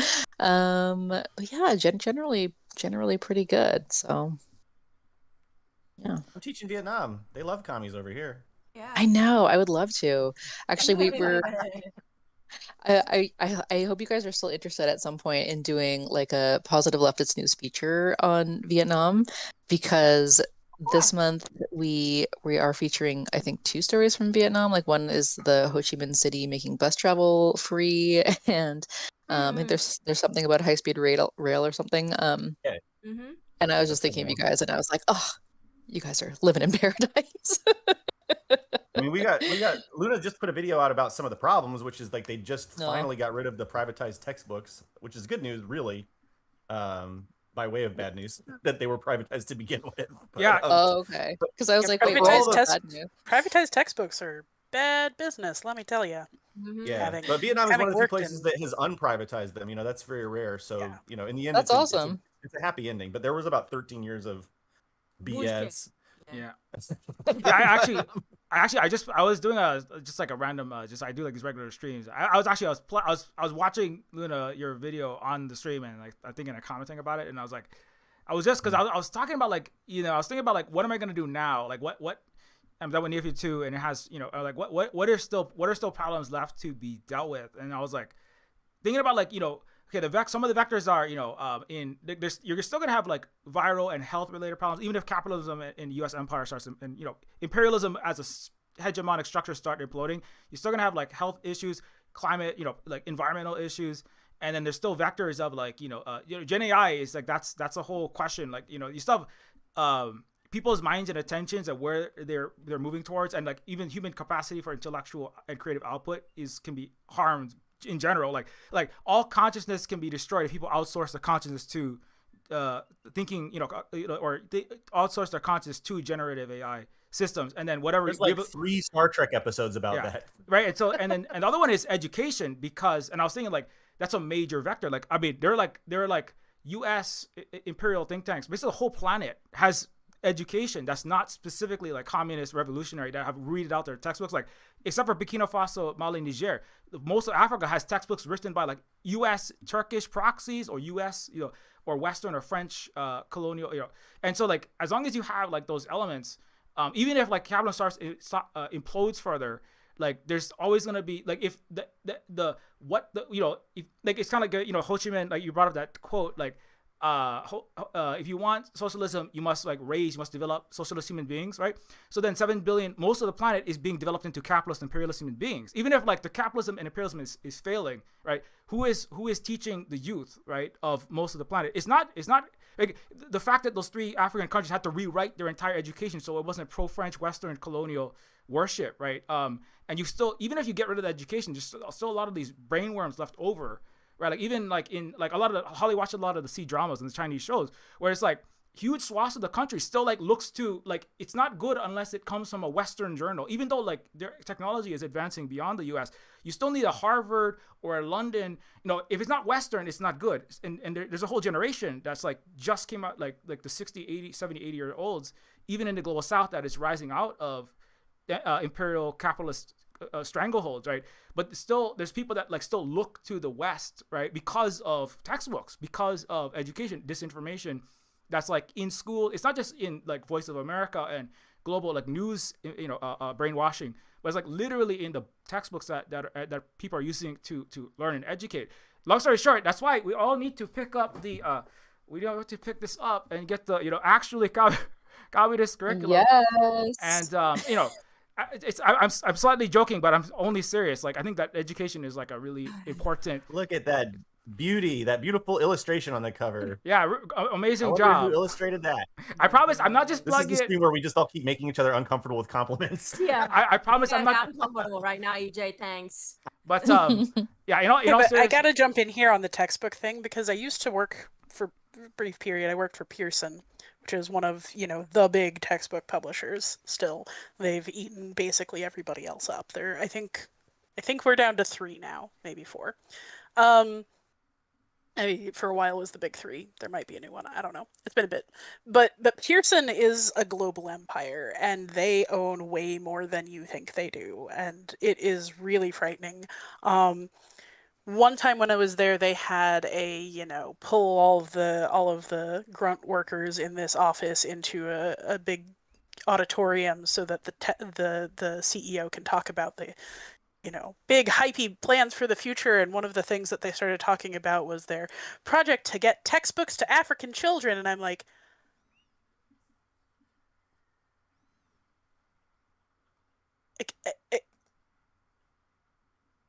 these textbooks, the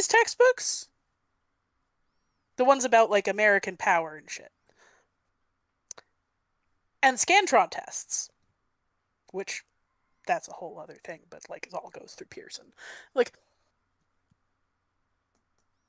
oh, it's terrifying. The imperialism of it all, just through textbook publishing alone, is just terrifying. People ask you about moments of radicalization. That was definitely a big one for me. Of like, I've been sitting here like making these slapped together custom textbooks that are like a chapter from here, a chapter from there. Da, da, da, da, da. Some of them were fine. Some of them were terrifying. Most of them were fine, to be honest. Some of the ones for Texas were notorious. Hey, I grew up in Texas. Texas has interesting ideas about textbooks, especially about Texas history. But yeah, I was just doing these cute little one-off jobbies, and then I was seeing these like hugely terrifying numbers of imprints that people think of as separate companies that are all just feeding into the same few people, and that is how textbook publishing happens. This is actually one thing that's been really great for education is the democratization of being able to give people like put together packets of your own primary sources and print them out, or just have them on the computer. Like this was a change that was happening while I was in undergrad, is that was starting to become a lot more common. So the early 2000s for people who think I'm younger than I am. But like this is a huge important deal, is like the things that you assume are fact because you're primed to accept that a textbook is factual data. Like that's what a textbook is, right? It's facts, but it's interpretation too, and it's selective. You can't have objective writing. It's not possible, just like you can't have apolitical writing. And so you can't have apolitical education. And boy, I mean, I'm sure Mexi is sitting there thinking, yeah, like, tell me about it. But like, as a professor, you get pressured to be as apolitical as possible, and it's like, what are you talking about? How would I even do that? Mm-hmm. What does that even mean? I'm teaching historiography here. You want me to tell you that Herodotus or Thucydides is not political? Because they sure are. And which parts of those things we focus on is a choice that matters. Mm-hmm. Luna and I did a stream one time where she was reading my high school history textbook, like my high school like world history textbook, and she was specifically reading the parts about Vietnam, and she was just fuming the whole time. She's like, "You were learning this in high school?" And I'm like, "Yeah, we didn't even question it That's at so all." embarrassingly. Oh my god. I'm like, I was 15 years old, and my teachers and everybody was telling me that this is like, the way it was. And she got like one of the things that Luna, I remember Luna getting really upset about was that my textbook said that Japan was never fascist. They were quote unquote militarist. Yeah. And that's different than fascism.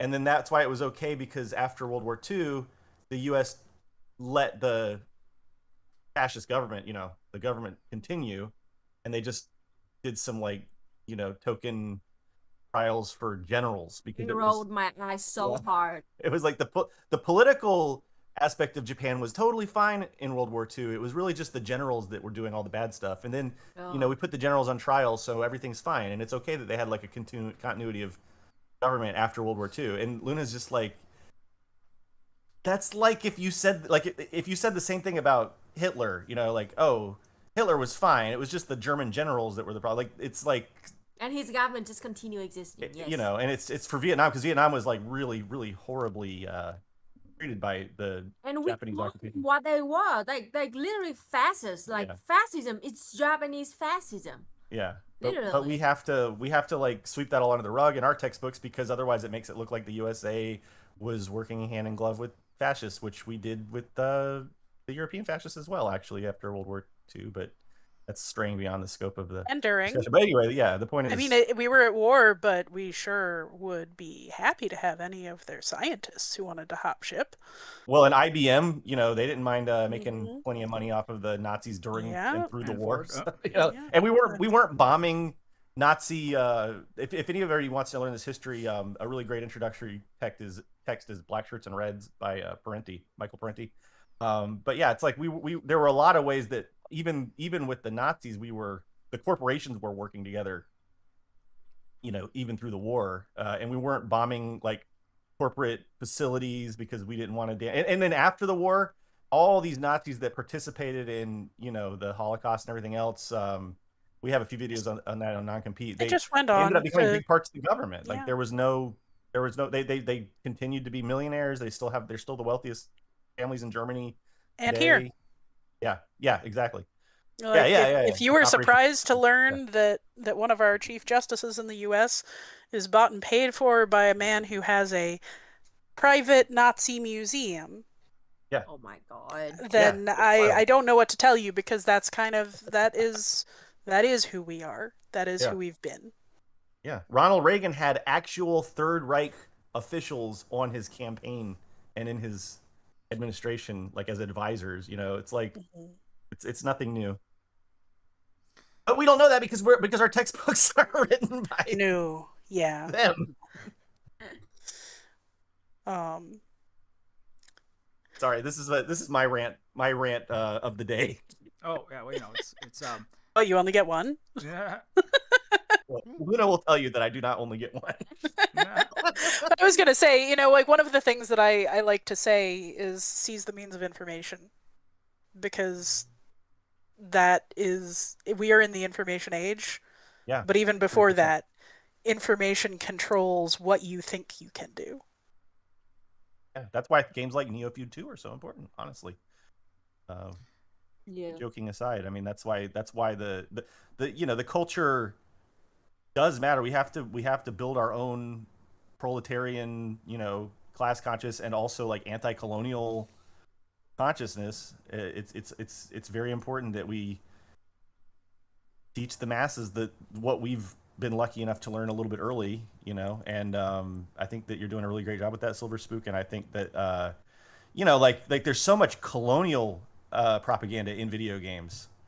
There's so many video games that are just like explicitly sort of like pro-empire. Call of Duty. Oh my god, yeah, like the top games, like some of the number one games are imperialist and colonialist propaganda. So we absolutely need to push back against that narrative.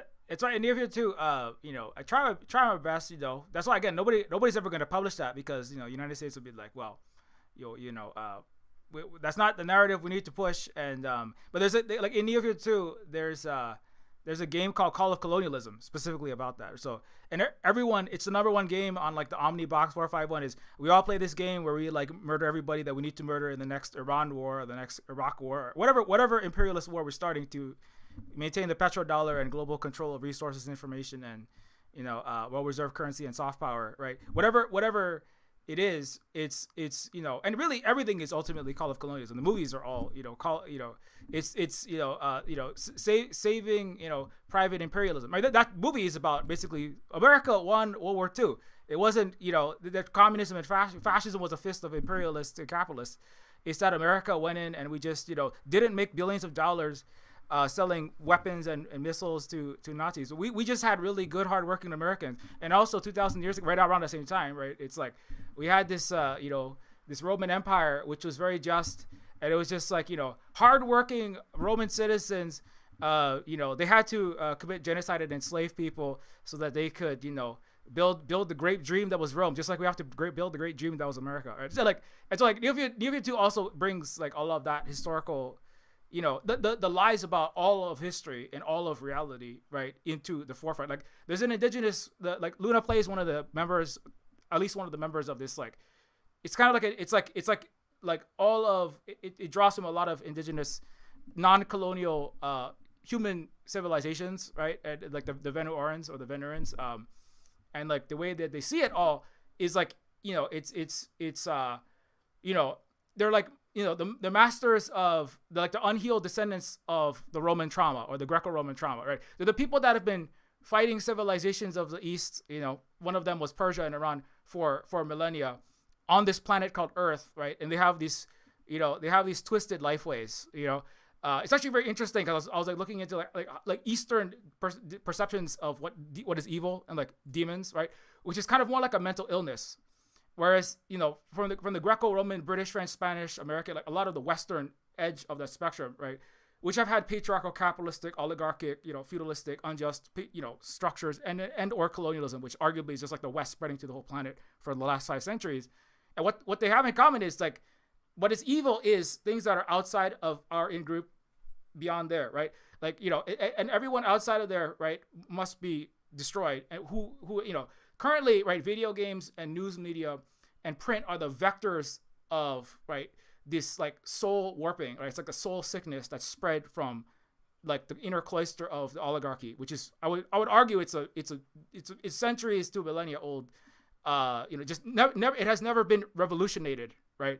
There's never been a successful cleansing of that. Whereas like a lot of Eastern civilizations, either they had like various methods, right, of right making. In Hawaii, we had like Ahupua'a system. We had basically the majority of all the Ahupua'a, all the districts were effectively communist, right? All resources had to be distributed equally. And if one local leader decided that they wanted to hoard, right, they wanted to become a capitalist or to hoard resources, to feed an army, to crush and take territory and resources, and then also to warp people's minds into believing that others beyond our borders are deserving of, right, being crushed, enslaved, and stolen from, then all the other regions of, for example, this island is Moko Okinawa, all the other regions' responsibility. They're cool. They're like our judicial system, right? The right making, what we call Ho'oponopono was all the communists, 99%, and all their leaders' responsibility was to come in. There was a general strike within that local district, and it was to cleanse, right, the mental illness, right, of this desire for, what indigenous people of Turtle Island would call Wendigo, right, or just unfulfilled, like just endless hunger, right, desire for power, for wealth, etc., usually led by men.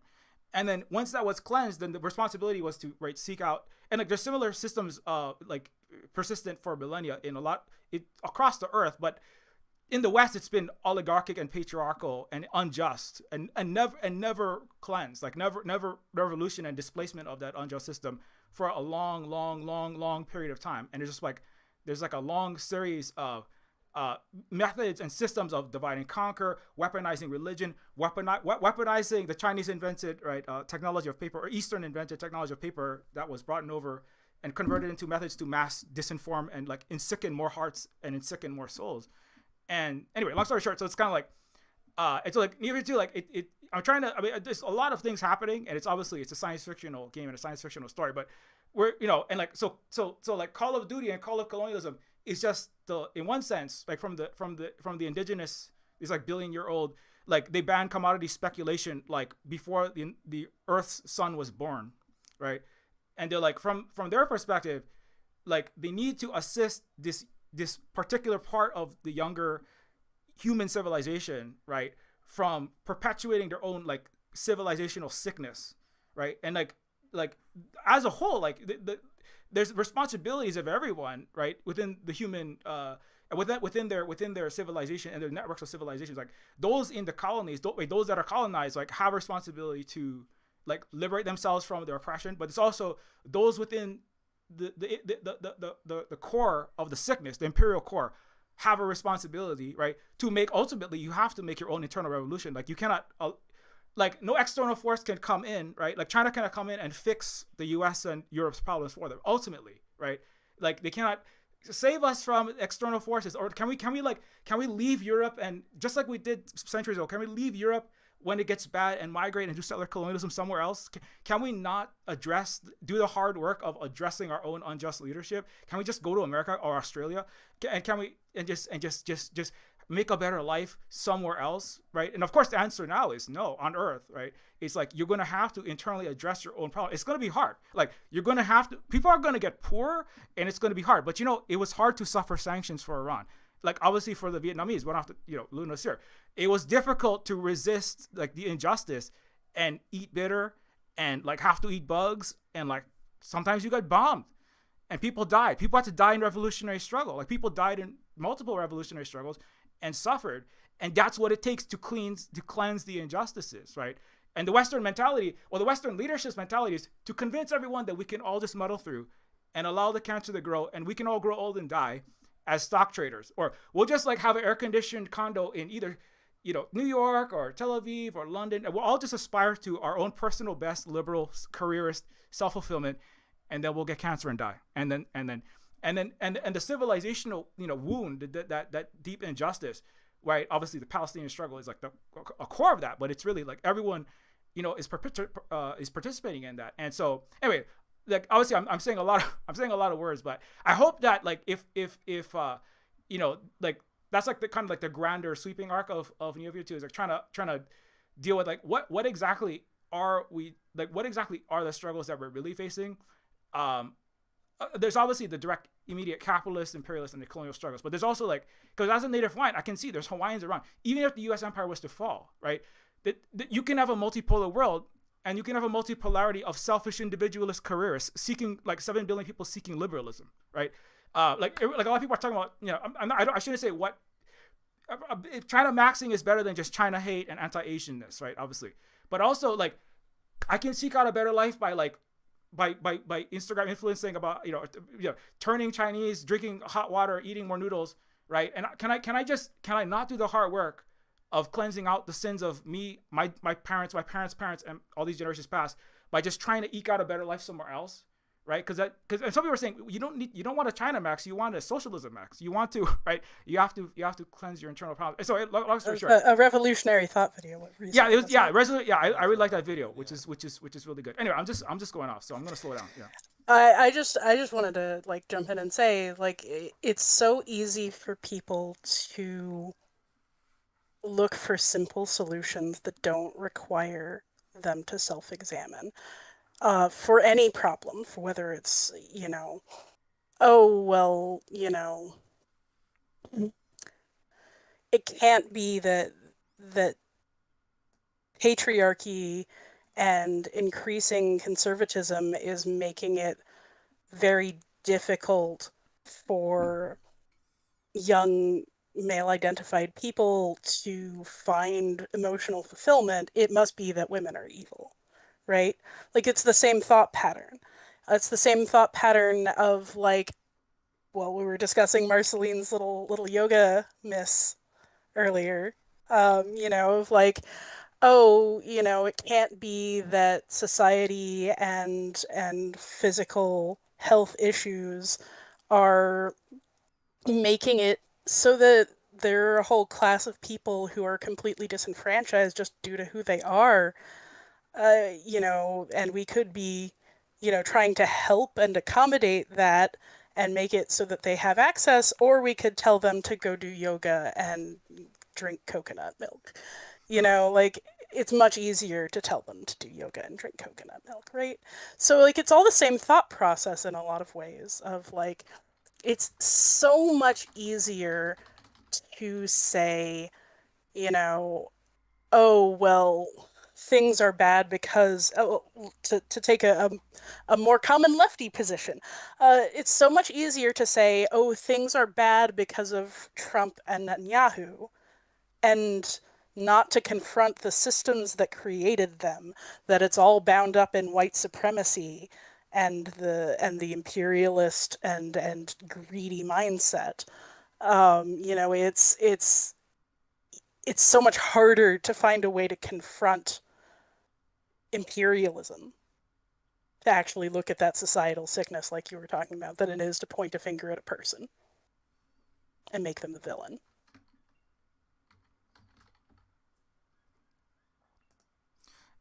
Go off. You know, that was like we were just all nodding along because it was like no lies detected. Thanks.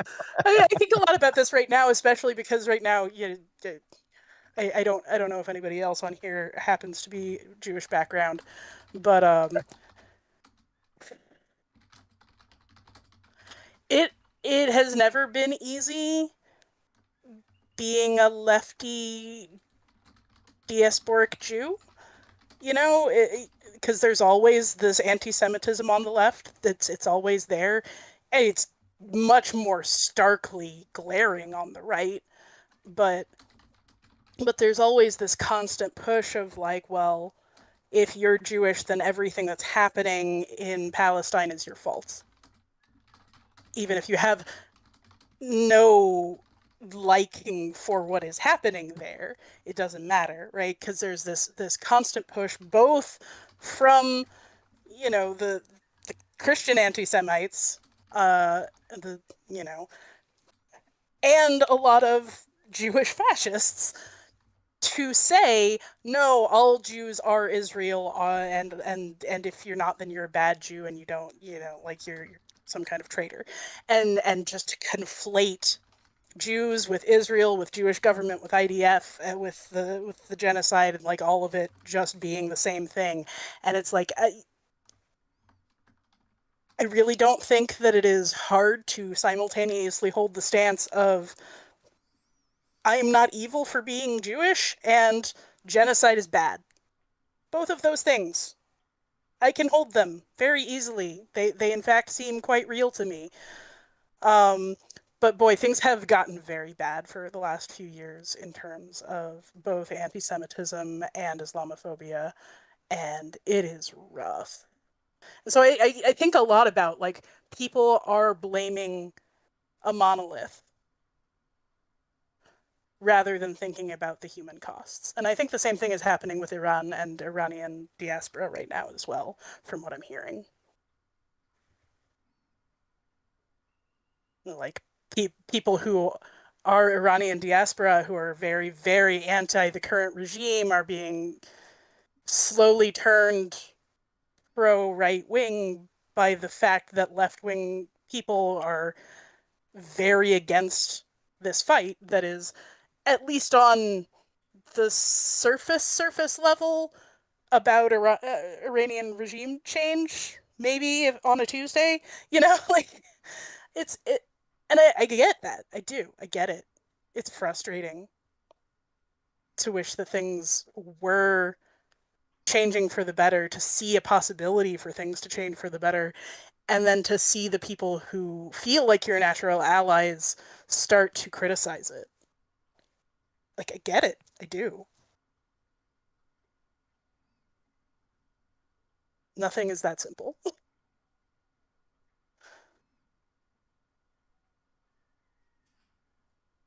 Yeah, definitely. And I just want to say, Coral said, when we go to in the chat, when we go to Palestine marches in London, there's always the Orthodox Jews and Jews for Palestine. And yeah, like most of of the Jewish people that I know that definitely, um, against, crimes against humanity in general, and certainly the ones that's being perpetrated, in West Asia. So yeah, it's Mhm. Yeah, my partner is Jewish, anti-Zionist. His whole family's been anti-Zionist forever, and uh, yeah, I mean, I guess here, like similarly, like most of the leftist, like most of the action is being led by Jewish anti-Zionist. Well, I guess Jewish anti-Zionist groups in collaboration with the Palestinian Youth Movement and etc. So, yeah, but so that's unfortunate that you've been feeling like that people on the left have been like critical of you or blaming you kind of thing. Yeah, that is really unfortunate. There's always been a strain of it. It's never everybody, right? Mhm, Like there are a lot of people who are in this boat with me, and there are a lot of people who mhm, get it when I talk about it. mhm, But there are also friends of mine who have literally not been safe to go onto their campuses because they're mhm, Jewish, mhm, and those two things exist in tandem. mhm. Yeah, that's terrible.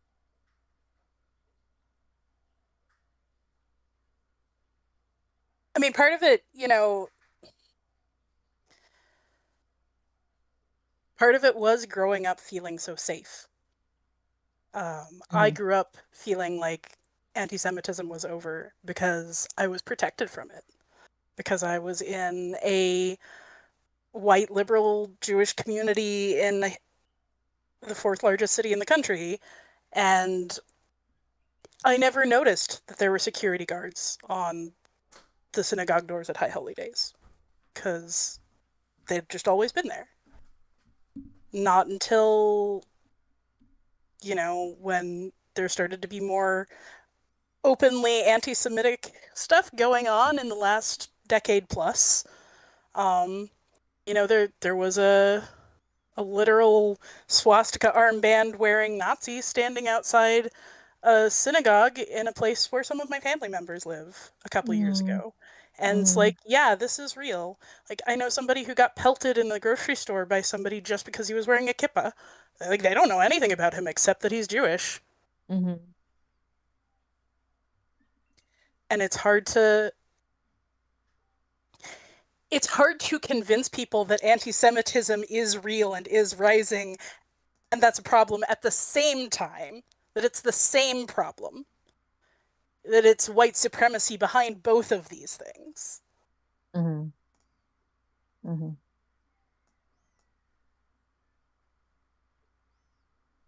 Sorry, I feel like I totally diverted the conversation. Oh, it's all right. We it's things No that need need to to be apologize. appropriate to be said. Otherwise, it wouldn't be a very cyberpunk stream, would it? If we're obviously, yeah, that's a vector of oppression, is the doing, yeah, entities doing terrible things in the name of one people. I mean, even in I mean, not the same in Hawaii, but like uh there's elements of, there's people that are doing things, they put, it's not the same as what you're talking about, but like there are members like in our community that is participating in the military. I mean, it's known that indigenous people of color like are overrepresented in the imperial stormtroopers, in the military forces, for historical reasons, and they're not good. A lot of this do with the brainwashing and the occupation and the colonial manipulation. And at the same time, it's like it makes it hard, when we're trying to organize, and we have people that are yeah, it just like Holly and I, like Holly and I, we're in like this, we're trying to restore our Aupua system, right? Which is, it's kind of like our social, economic, political system. It's sort of like it's not just social, economic, or political, but like it's not like it's the way that we structured our society of abundance, right? And it has to do with what I was talking about earlier, where all resources were meant to be the aina that what feeds and sustains, and the people that work it we try to bring the resources. Our kuleana, our responsibility is to bring our resources together. Whether we work at the ocean, we're fishermen, or we live in the mountains, or we harvest medicinal plants and resources there, and we bring it together, and then it's distributed according to need. And the social and political, it's both. Luau is actually a social and political and economic event that's about enforcing and maintaining that structure, right? And even like the term mana, right? That's used in like tabletop RPGs and Lord of the Rings and Magic the Gathering. But like mana is one actual meaning of, there's many meanings, but one actual meaning is the legitimacy of a system, of a person, a place, a organization, right? So like or the energy, like the labor value, right, that goes into something. That's actually one actual meaning. So if you like, for example, people say, I put a lot of mana, right? I put a lot of mana. It's not mana, it's mana. I put a lot of mana into my I put a lot of mana into our sweet potatoes, right? That we actually grow those here. Or uala, or I put a lot of mana into this video game. Like I put 9 years of labor value into this, right? I put it to Neofeud too. And that should be respected, right? The power and the energy that I put into this, whether it's growing something, whether it's harvesting something, whether it's like a scientist designing like a new solar panel, or a whole team of them, right? And we have to respect the energy. Like it doesn't mean that we're going to get maximum profit from that, or we're going to take advantage of others, but we have to like respect the life force, right, that went into each of these things. Actually, I had somebody call me on that one time because I was talking to one of our Aotearoa New Zealand fellow native Austronesian relatives down there, and he was like, when you share that picture, like that's actually not the person that drew that. The respect the mana that went into it. It was another game dev. It was another indigenous game dev, and I was like, oh, I'm so sorry, I didn't realize that wasn't your picture. I was like making a graphic or something, but but anyway, long story short, it's so like but that system of like actually collective mutual it's a system of mutual aid, from in one like Western lens. It's a system of socialist or communist labor and resource distribution organization, but it's also a system of like how we relate to each other, right? We don't when we go to Aupua Trade Center, we said try not to change shift your paradigm, shift your mindset, shift your worldview from valuing things in dollars, particularly U.S. dollars, right? Part of the socialism high characteristics is de-dollarization, but also like don't think about things in terms of that. Think of it in terms of the investment of the money. Think about it in terms of and also think about like we're not just exchanging goods to maximize our personal benefit, right? We're trying to we're trying to connect with each other. There's a social element, right? We're trying to get social rewards, kind of like what we're doing right now, right? We're all being seen. We're not just struggling alone in our heads, making video games for 9 years. We're like doing work that is of value to others, and hopefully, it doesn't mean we have to get like 1,000 likes or 10,000 likes. That actually is a warping of that the normal human social need, and I fall victim to that myself, and just seeking more like clout, weaponized digital social manipulation tools, clout, again, engagements. But we're trying to but it's also a system of regulating human social, because people need to be seen and need to know that, hey, I worked hard on that. That's of value. Like this farming good, and also this farming good is not of lesser value than, I don't know, this fancy Western textbook, or this intellectual labor is valuable, but it's not like worth $2,000 worth, or it's not worth $1 million Chinese or Vietnamese or global South agriculture, or just it's not worth more than the agricultural worker.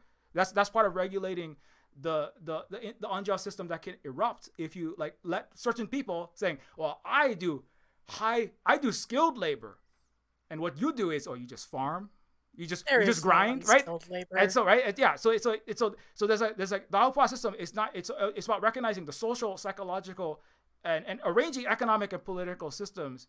And also the way that you stop the capitalist and unjust systems from arising, right, is by we all see each other, we all know who produces what. So, and it's like the universal law of goodwill and right, make or like justice. We don't seek out to like in a Western, I'm gonna sue you because you betrayed my property rights, X and Y and Z, right? It's like we all see what each other is doing, and we're not gonna, because somebody took extra today from the Aupua Trade Center, like, oh, you took 6 bags of mangoes and you took like all this art, and people actually were trading skills and stuff like that too, like, oh, you got someone to cut the trees for your house and fix your roof, and you didn't give anything back, right? So it's not about like, so you seeking out retribution individually because somebody didn't give what was fair, but like but like people have needs. Well, I need right now. I need this because we had a bad storm. Like in Hawaii, we had a bad storm, and like we need food for a little bit. And also, my grandma's sick, and please with that. But by knowing your community members, right? This I was listening to like how like a lot of like both the barrios and certain Eastern communist countries, right? Organizing at the community level where everybody knows each other at the local level, right? And then, because we all know you have to actually know your neighbors, right? You know your neighbors, and you're like, okay, well, this, our neighbor Bob here, right? Or Keanu or whoever, they need more resources because this is their family situation, which I know because I'm in community with them, right? So you kind of need, if you're an atomized capitalist, disconnected non-community, right? Then you can't do that, right? You have to have, the local communities that understand what the needs are, where people are at in their lives, right? And are getting the social aid and local government. Yeah. Mutual aid and local government. Yeah, exactly. And so anyway, long story short, so people, to kind of tie that off, where like so we have Hawaiians that it's like partially it's like okay, but they were brainwashed. They went to Western school. They went to University of Michigan, and they thought that was becoming modern and civilized. I had a Hawaiian tell me once. One of my bosses, he said, Chris, we're Hawaiian, but we all have to be capitalists now. And it was really sad. It was really depressing because he's like, America won. I'm sorry, but like, I gotta send my kids to Ivy League schools because I gotta get my kid into the fancy private school because that's just how it is. And it's like I obviously I disagree, but like that's like it's an internal struggle. I guess what I'm trying to say, even within a lot of indigenous communities, and I know like Luna is like definitely right. We don't want to like air all that, right? In front of certain audiences, but like where it's like because Zilla was talking about how like it's really complicated, and like I'm just trying to say with a lot of words that it's really complicated. I guess. I have a very silly off-topic question. Yeah. Are you? I always assumed that mana in like magic and stuff was from the Semitic word bana, which is from the Hebrew Bible and the Quran, where it means a divine sustenance. But that's such a similar meaning that now I'm like, ooh, is this a coincidence? Is this a loan word somewhere? Like, where are we going? Well, there are like a lot of parallels between some of the deep aspects of Vietnamese language, like Silver Spook and Luna have talked about that a lot, where they're like linguists. I think some of these words are just so old and so deep that they're like, I don't know. I mean, it's entirely possible. I don't know much about where Vietnamese is in terms of language family. But a lot of indigenous languages from East Asia and the Pacific Islands and even to the West Coast are very interrelated. So yeah, I mean, like Vietnam has some kind of there are like a lot of this stuff is like not super well, there's not like a huge like consensus exactly, but so they're just theories. But definitely there is like a lot of evidence that, like, for instance, the kind of dog breed that like ended up with like the Hakka people in Taiwan and then going into the Pacific Islands, like the origins of that dog breed are in Vietnam. Like Luna's family dog is like the same kind of dog as like that are in all kinds of Polynesian. We call that kind of dog grass dogs in here. Yeah. Because they grow like grass in here. Yeah. And then there are these little linguistic and there's an interesting, I know everybody's got to go, so I'll just say this quick, but there's an interesting story which is from Vietnamese kind of folklore, which is that originally there were like 100 different, like brothers, like ethnic groups in Vietnam, and 50 of them stayed on land and 50 of them went to the ocean. They never came back. And they never came back. So that's just kind of like, I don't know. There's a theory that might be some of the people that went out to the Pacific Islands. One father brought half of the brothers and sisters out to the ocean. He promised that one day he will come back. Yeah. But 4,000 years later, nobody comes back. Just the mother and the other half stay and waiting. But yeah. But yeah, I did a quick search and it looks like Vietnamese is part of the sort of Austroasiatic islander group, at least as far as consensus goes. The whole time that Silver Spook was talking about mana, I was thinking the same thing you were. I was wondering if there was some kind of... What is the mana in Vietnamese, Luna? Oh, I was talking more about like when you guys had those the conversations Hebrew about and Arabic. Oh yeah. Well, Yeah. like it's there. I remember there's you know, it's not 100% clear where exactly all that comes from. Like I was just I remember looking it up, but there was because it's Manna in you know, the Hebrew and you know, that side of the world. But the spiritual energy. There's definitely I can't remember, I don't have it off the top of my head, but there was like a couple indigenous I think it was Samoan and or Hawaiian researchers that were, you know, looking up like where exactly it came from. And it does, like, there at least from one, there's one you know, based on one person's research, I can't remember who it was, that it does trace back into the Pacific. And you know, it's I'm sure, I mean, not everybody nobody's gonna want to admit exactly I think where exactly it originated, because you know, it's a little bit appropriative. So but you know, I mean, I play Magic. I got some Magic cards. I'm gonna play some Magic cards. But no, I just, you know, I think it's, if people learn like that, like it does have a meaning. Like one, speaking of, it does have a meaning that's like particular to multiple, you know, of our Pacific Austronesian peoples. Or actually, in one sense, our ancestry just goes back to actually Taiwan, Vietnam, southeast coast of China, Vietnam. There's like the Lapita people. I remember doing a bunch of studying myself on it. It's a long, there's a long history that goes back to, like, Vietnamese. I was talking to Luna, and there's many things that's very similar. One of them is like the word hui, which is Hawaiian, Chinese, Vietnamese, and Maori, Samoan word, right? And it has a very similar meaning. Like we call it, what we do here is a silver spook hui, which means like coming together. It can mean like just, hey, come here, we're gonna go paddle canoe now. But it also kind of means it's similar to what a worker cooperative is, or a collective organization, or like in Hawaiian, the word like lahui, right? It means like the nation, like all of the people as a collective. Or like in Chinese, I think like shahui, like shakang shahui is common moderate prosperity of the entire nation. And like when we think of like the lahui, like we say lahui is time to rise up and fight the U.S. empire's, you know, poisoning of our water, the U.S. military base expansion, which we're always fighting. Like they're currently trying to expand on Haleakala, on our mountain. They're building 7 military telescopes to fight imperialist wars as we speak. So like lahui, we have to come like a hui, but all of us, right, no matter what island we're on, we have to come together and work, right, towards a particular goal. Because the hui can also be like, it's time for us to come together at the Silver Spook Hui, and we're going to make interesting video games, and we're gonna, you know, we're gonna grow sweet potatoes, and we're gonna, right, or also there's like Sun Yat-sen, was one of the forerunners to revolution in China. He developed the Xing Chang Hui, which is it's a Chinese word, right? The Xing Chang Hui, it means the revive China society, right, during the height of the century of humiliation, which was organized from Hawaii also before U.S. occupation, but it was coming together for a collective political action, right, which is to fight back against the subjugation, right, and the opium wars, right, and the falling into the poorest country in the world. But it was a collective, you know, these are three different or several different meanings of a word that is Asian, and it's an Asian and Pacific. It's not the same word, but it's a word that has an ancestry. It goes all the way back and has similar meaning. And a lot of the way that we like see things. I was talking to Luna about the character. I was like, this character, like they're going to describe like Western weapons, right, in Neofeud 2. When they talk about, they have the enemies, the utopian, the Western American style capitalists, who, you know, they have these primitive firecracker sticks, right? But the firecracker sticks because you know, because the technology of, right, the chemicals that combust, those are used to make like sulfur and saltpeter. That's used for celebration, you know, like fireworks. But these Westerners, they decide they want to put that inside a tube and kill lots of people with it.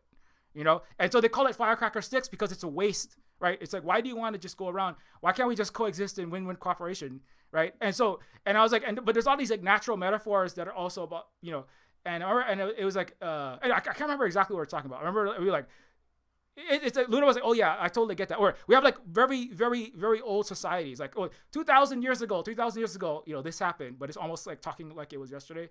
And it was like, and Luna was like, yeah, I totally get that. I can't remember what we're talking about, but there's definitely like a lot of, also there's like a universal gender neutral pronoun. Like in Hawaii, it's like ya, and like in, I think in a lot of East Asia, like there's like ta, which is also a gender neutral pronoun. Right? Do you have a gender neutral pronoun? Yeah, we do. We have a lot of neutral gender words, such as like the Chinese ta in Vietnamese is họ. You say họ is like this, like they, them, and then or người ta or đằng ấy, also a way of calling other people without mentioning about their gender at all. So we do have, and also at the same time, I want to talk about the having the we call it like the third gender in Vietnam is something like we've been having for thousands of years, because we even have a whole religion based on that belief. So it's called Đạo Mẫu, means that it's kind of religion in Vietnam that we worship all kinds of mothers. It's very important. It started from thousands of years ago when we were matriarchal. We worship our mothers, and we at that thousands of years ago, at that time, we consider everything happened in the world is because of our mother. So we had the mother of thunder, mother of rain, mother of mountain, mother of the water. They all mothers. We call them our mother goddess. So, and from that time to the feudalist time, we changed a little bit because the material condition changed. We had kings and queens. So at that time, we consider some really like queens and princesses that we believe to be like did good deed for our society. We also worship them because after they die, they will also become a mother goddess who protect our country. And then to this day, we have a whole ceremony. It's called Lendong. It's like where the shaman of that mother worship religion, because we believe that there are some special people that could be the Lendong, was because there are some special people who their spirit is more sacred and more pure than other people. So normal people, men you have 7 souls, and women we have 9 souls, something like that. And then the special people, they have 8 souls. There's a number in between that. So we believe that those people are special, and they can let a soul of our mother to borrow their body, to speak and talk and act through our body. So that is a way of I met a trans friend in Hanoi, and she also knows a lot about that, and she said that it was a way for trans people in Vietnam for hundreds and thousands of years to communicate with our society through that form. Like, it doesn't matter what gender your body possesses. It's all about the spirit that in you that will decide what you act and how you talk. So that is like a very important and very kind of famous religion in Vietnam. Yeah, that's also like when you just mentioned that. I just one more thing. Like in Hawaii, there's and in a lot of the Pacific, there's third gender. In Hawaii, it's we call it mahu, but there's also fa'afafine in Samoa, and there's a similar equivalent like throughout most of Pacific. Yeah, also the Philippines, Indonesia, but also in Aotearoa, New Zealand, and it's very similar, which is that your gender is not it's not tied to just your physical body. I forget exactly how it would be described, but it's very similar, where it's like the gender you're like what you're performing. Like if you're in Hawaii, you call it wahine, which is more like female energy, or femme. It might be considered like a femme person, and then kane, and sometimes it's even like you have more kane energy, or like you have more wahine energy. And a mahu person is like which is I would identify as that is it's not specifically one or the other, and it doesn't necessarily mean just like it doesn't it's a whole different like paradigm of how the world is and what humans are than the West. But it doesn't necessarily mean just gay or just trans or just like bisexual, but you do not fit only into like the vahine or the kane, just masculine or just feminine gender. You're a third thing. Like there's many, and like as you said, they're very important to our culture. Like there's the kapai mahu, they're like these stones that have been in Waikiki for centuries, only recently, because of colonization, they basically erased their true meaning. They call them wizard stones, but they're stones that's about respecting and recognizing the Mahu healers who came from Tahiti, which is thousands of miles, but we were great navigators here, and there was constant like interaction actually. And so these great healers who were basically their third gender people from Tahiti, which also they had their own, I forget the word in the Tahitian, but it's a similar concept. And they came, and they were not men nor women, but they were like masters of healing, various kinds of respiratory illness and all kind of diseases. They're like they're basically like they were expert doctors, and they taught, right? Because that was one thing that the Mahu third gender people were often scholars, perpetuated the culture forward, and maintained a lot of the knowledge. They were often led the chant. They would often instruct the hula, which is our own method of carrying history and culture forward. It's not just a dance, like just not just some dance, right? And so anyway, I'll stop there. Yeah, it turns out that trans people have always been around, or whatever we're currently calling trans or whatever, have always been around in all parts of the world. And as somebody who studies a lot of ancient history and particularly what people in the West like to point to, like, no, there were lots of roles and words and descriptions for different embodiments of gender and sexuality in every culture ever, basically. Going back to biblical times, like the Hebrew, the Tanakh has, I think, 6 different genders listed at one point.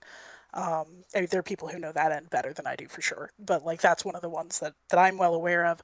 But also, like in ancient Greece, there were, I mean, where do you think you get the word hermaphrodite from? It's Hermes and Aphrodite in one person. And more and more and more. Like it goes on. There are lots of myths and stories and gender roles and all sorts of cultural artifacts about people of all genders and all sexualities all throughout history. And on that lovely note, I think I'm going to have to say goodnight. Yeah, no, I know we're a bit over time, and sure it's late for you. Anyways, so let's we should probably wrap it up for sure. If we want to just like do a quick outro, anything anybody wants to say or add, or where we can find you, or I know this project's happening, and want to talk about it, or anything else like that. We'll start from whoever wants to jump in there. Zilla, maybe if you want to jump out. Sure. So I'm Zilla Black. You can find me. My YouTube channel is Zilla's Athenaeum. I am at Zillable, that's syllable but with a Z, on Twitch and Blue Sky and Mastodon. I do a bunch of academic stuff. I've got some creative writing out there. I'm apparently on a bunch of podcasts. So I think I'll be posting about it all on my Blue Sky. That's where I mostly stick stuff for promotional reasons. And hey, it's really been just a wonderful experience to be a part of this group, I gotta say. Thank you, Chris, for bringing us all together. Yeah, no, absolutely. It's been great to have you. Thank you so much again. Good night. Good night. Whoever wants to go next. All right, I'll jump in as I do have to run. But this was such a great conversation as always. And yeah, I agree. I just love being part of this group and love all of the chats and love being invited on stream. So thank you again. I do need to put my channel back up. It is my name, Mexi. And I'll probably do that this week. But check out Positive Leftist News on YouTube as well. We release new episodes the first of the month. And I'm also on Blue Sky and Instagram, although I don't post that often. I am working on changing that, but slowly. I think probably not until like next year will I have the time to post more. And I also am kind of avoiding some of those platforms anyway, but But yeah, that's where you can find me. And thanks again. It's been so nice talking to all of you. And yeah, till next time. Oh, also EJ and Luna, if you want any more voice actors, I would always be interested. Absolutely, absolutely. We will contact you once we kind of finish the rough editing and the Yeah. final script. Yeah. Ooh, that's exciting. Okay, for sure. Yeah. All right. Yeah. Thanks. Okay, Thanks again. bye.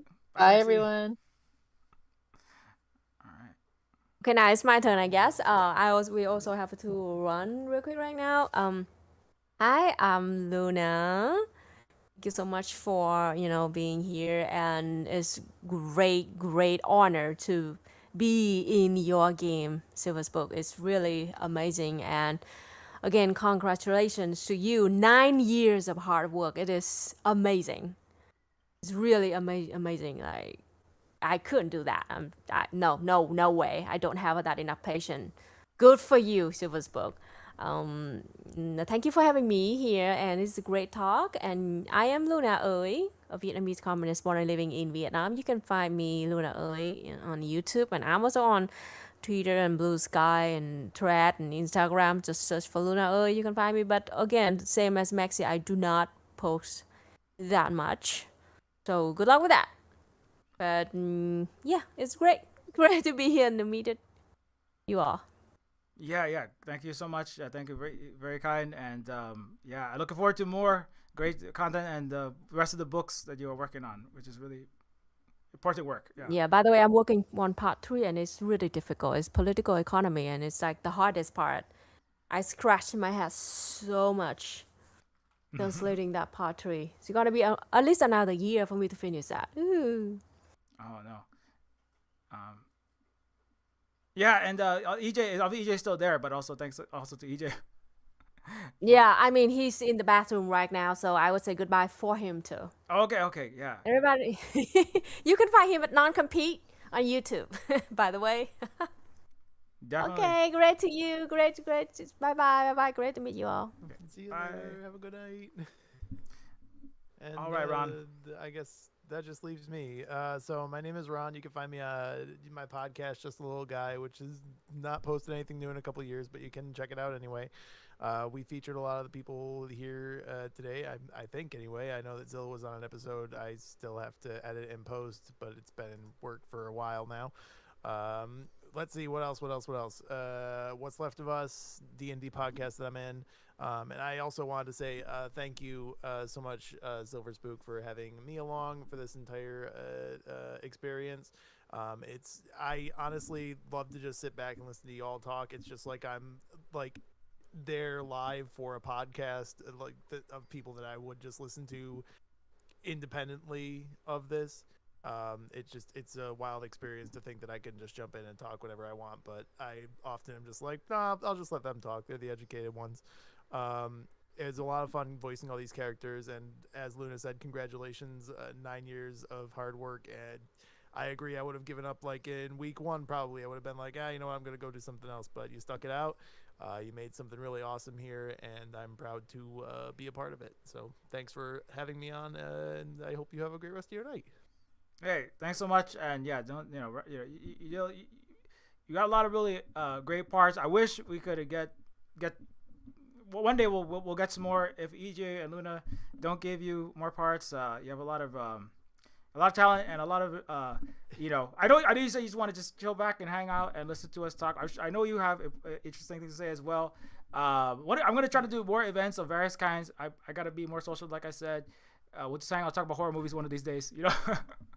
Yeah, absolutely. I'd love to be part of that conversation. I've been watching a lot of them, especially lately. Oh yeah, you watching a lot? Yeah, definitely. I watching From. Before we go, have you seen From, the TV show? I don't know if that. It's like a TV show, horror TV show. You said it was called From? Yeah, FROM. It's Harold. No, I haven't. Okay, it's like a horror TV show. It's worth checking out. Holly and I are watching it. It stars it's a Harold Martineau. It's the guy from Romeo plus Juliet, and he's Link in the Matrix. I can't remember his name. Okay, is it the one from 2022 or is it 2022?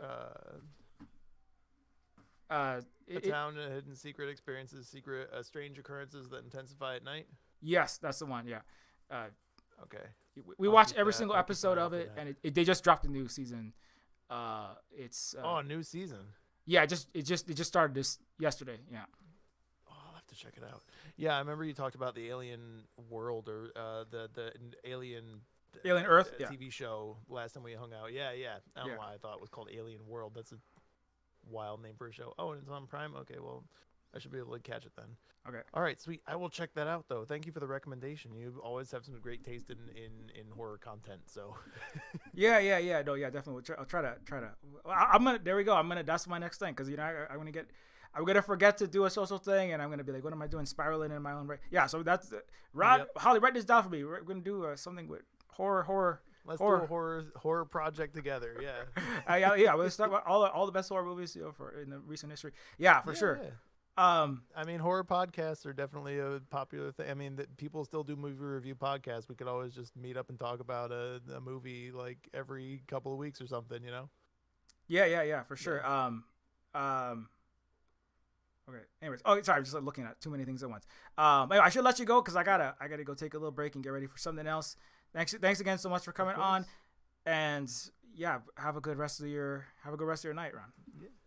Thanks again for hanging out, y'all. I hope you have a great rest of your night as well. I'll talk to you later. Silver Spook. Bye. Bye. All right. I'm gonna stop it here, and this should be up on the YouTube channel. I apologize. My editing and getting everyone's name straight is I'm not the best at streaming. But thanks everybody for watching. This is the Silver Spook Neofeud 2 its release stream. Again, Neofeud 2 will be coming to Steam as well. If you play it, don't forget to if you liked it, review it and get Neofeud 1, which is also on sale. If you haven't played Neofeud 1, now's a great time. Just like Mexi, Comrade Mexi playing Neofeud 1. So grab the games and help us out. You can also support us on, of course, Patreon and Ko-Fi. Subscribe to this. Smash the like button. It's probably a bad time to say that, but and if you do want to play Neofeud 2 or Neofeud 1, please do, and I'll try to share if you do a live stream or you make like videos of yourself playing the game. We appreciate any kind of content creation around it because it does help people discover the game. And yeah, thanks again to all of our amazing people. Thanks to everybody who stopped by and chat. What's up, Strin? I think I didn't say hi. Copyright Internet, Coral, of course, Holly, our great moderator. And thanks to all of our Patreon patrons. I should probably do that. Thank you so much for all your ongoing support. Without your support, it's hard to keep doing this work, so thank you very much. And keep your actually liberatory textbooks polished, and we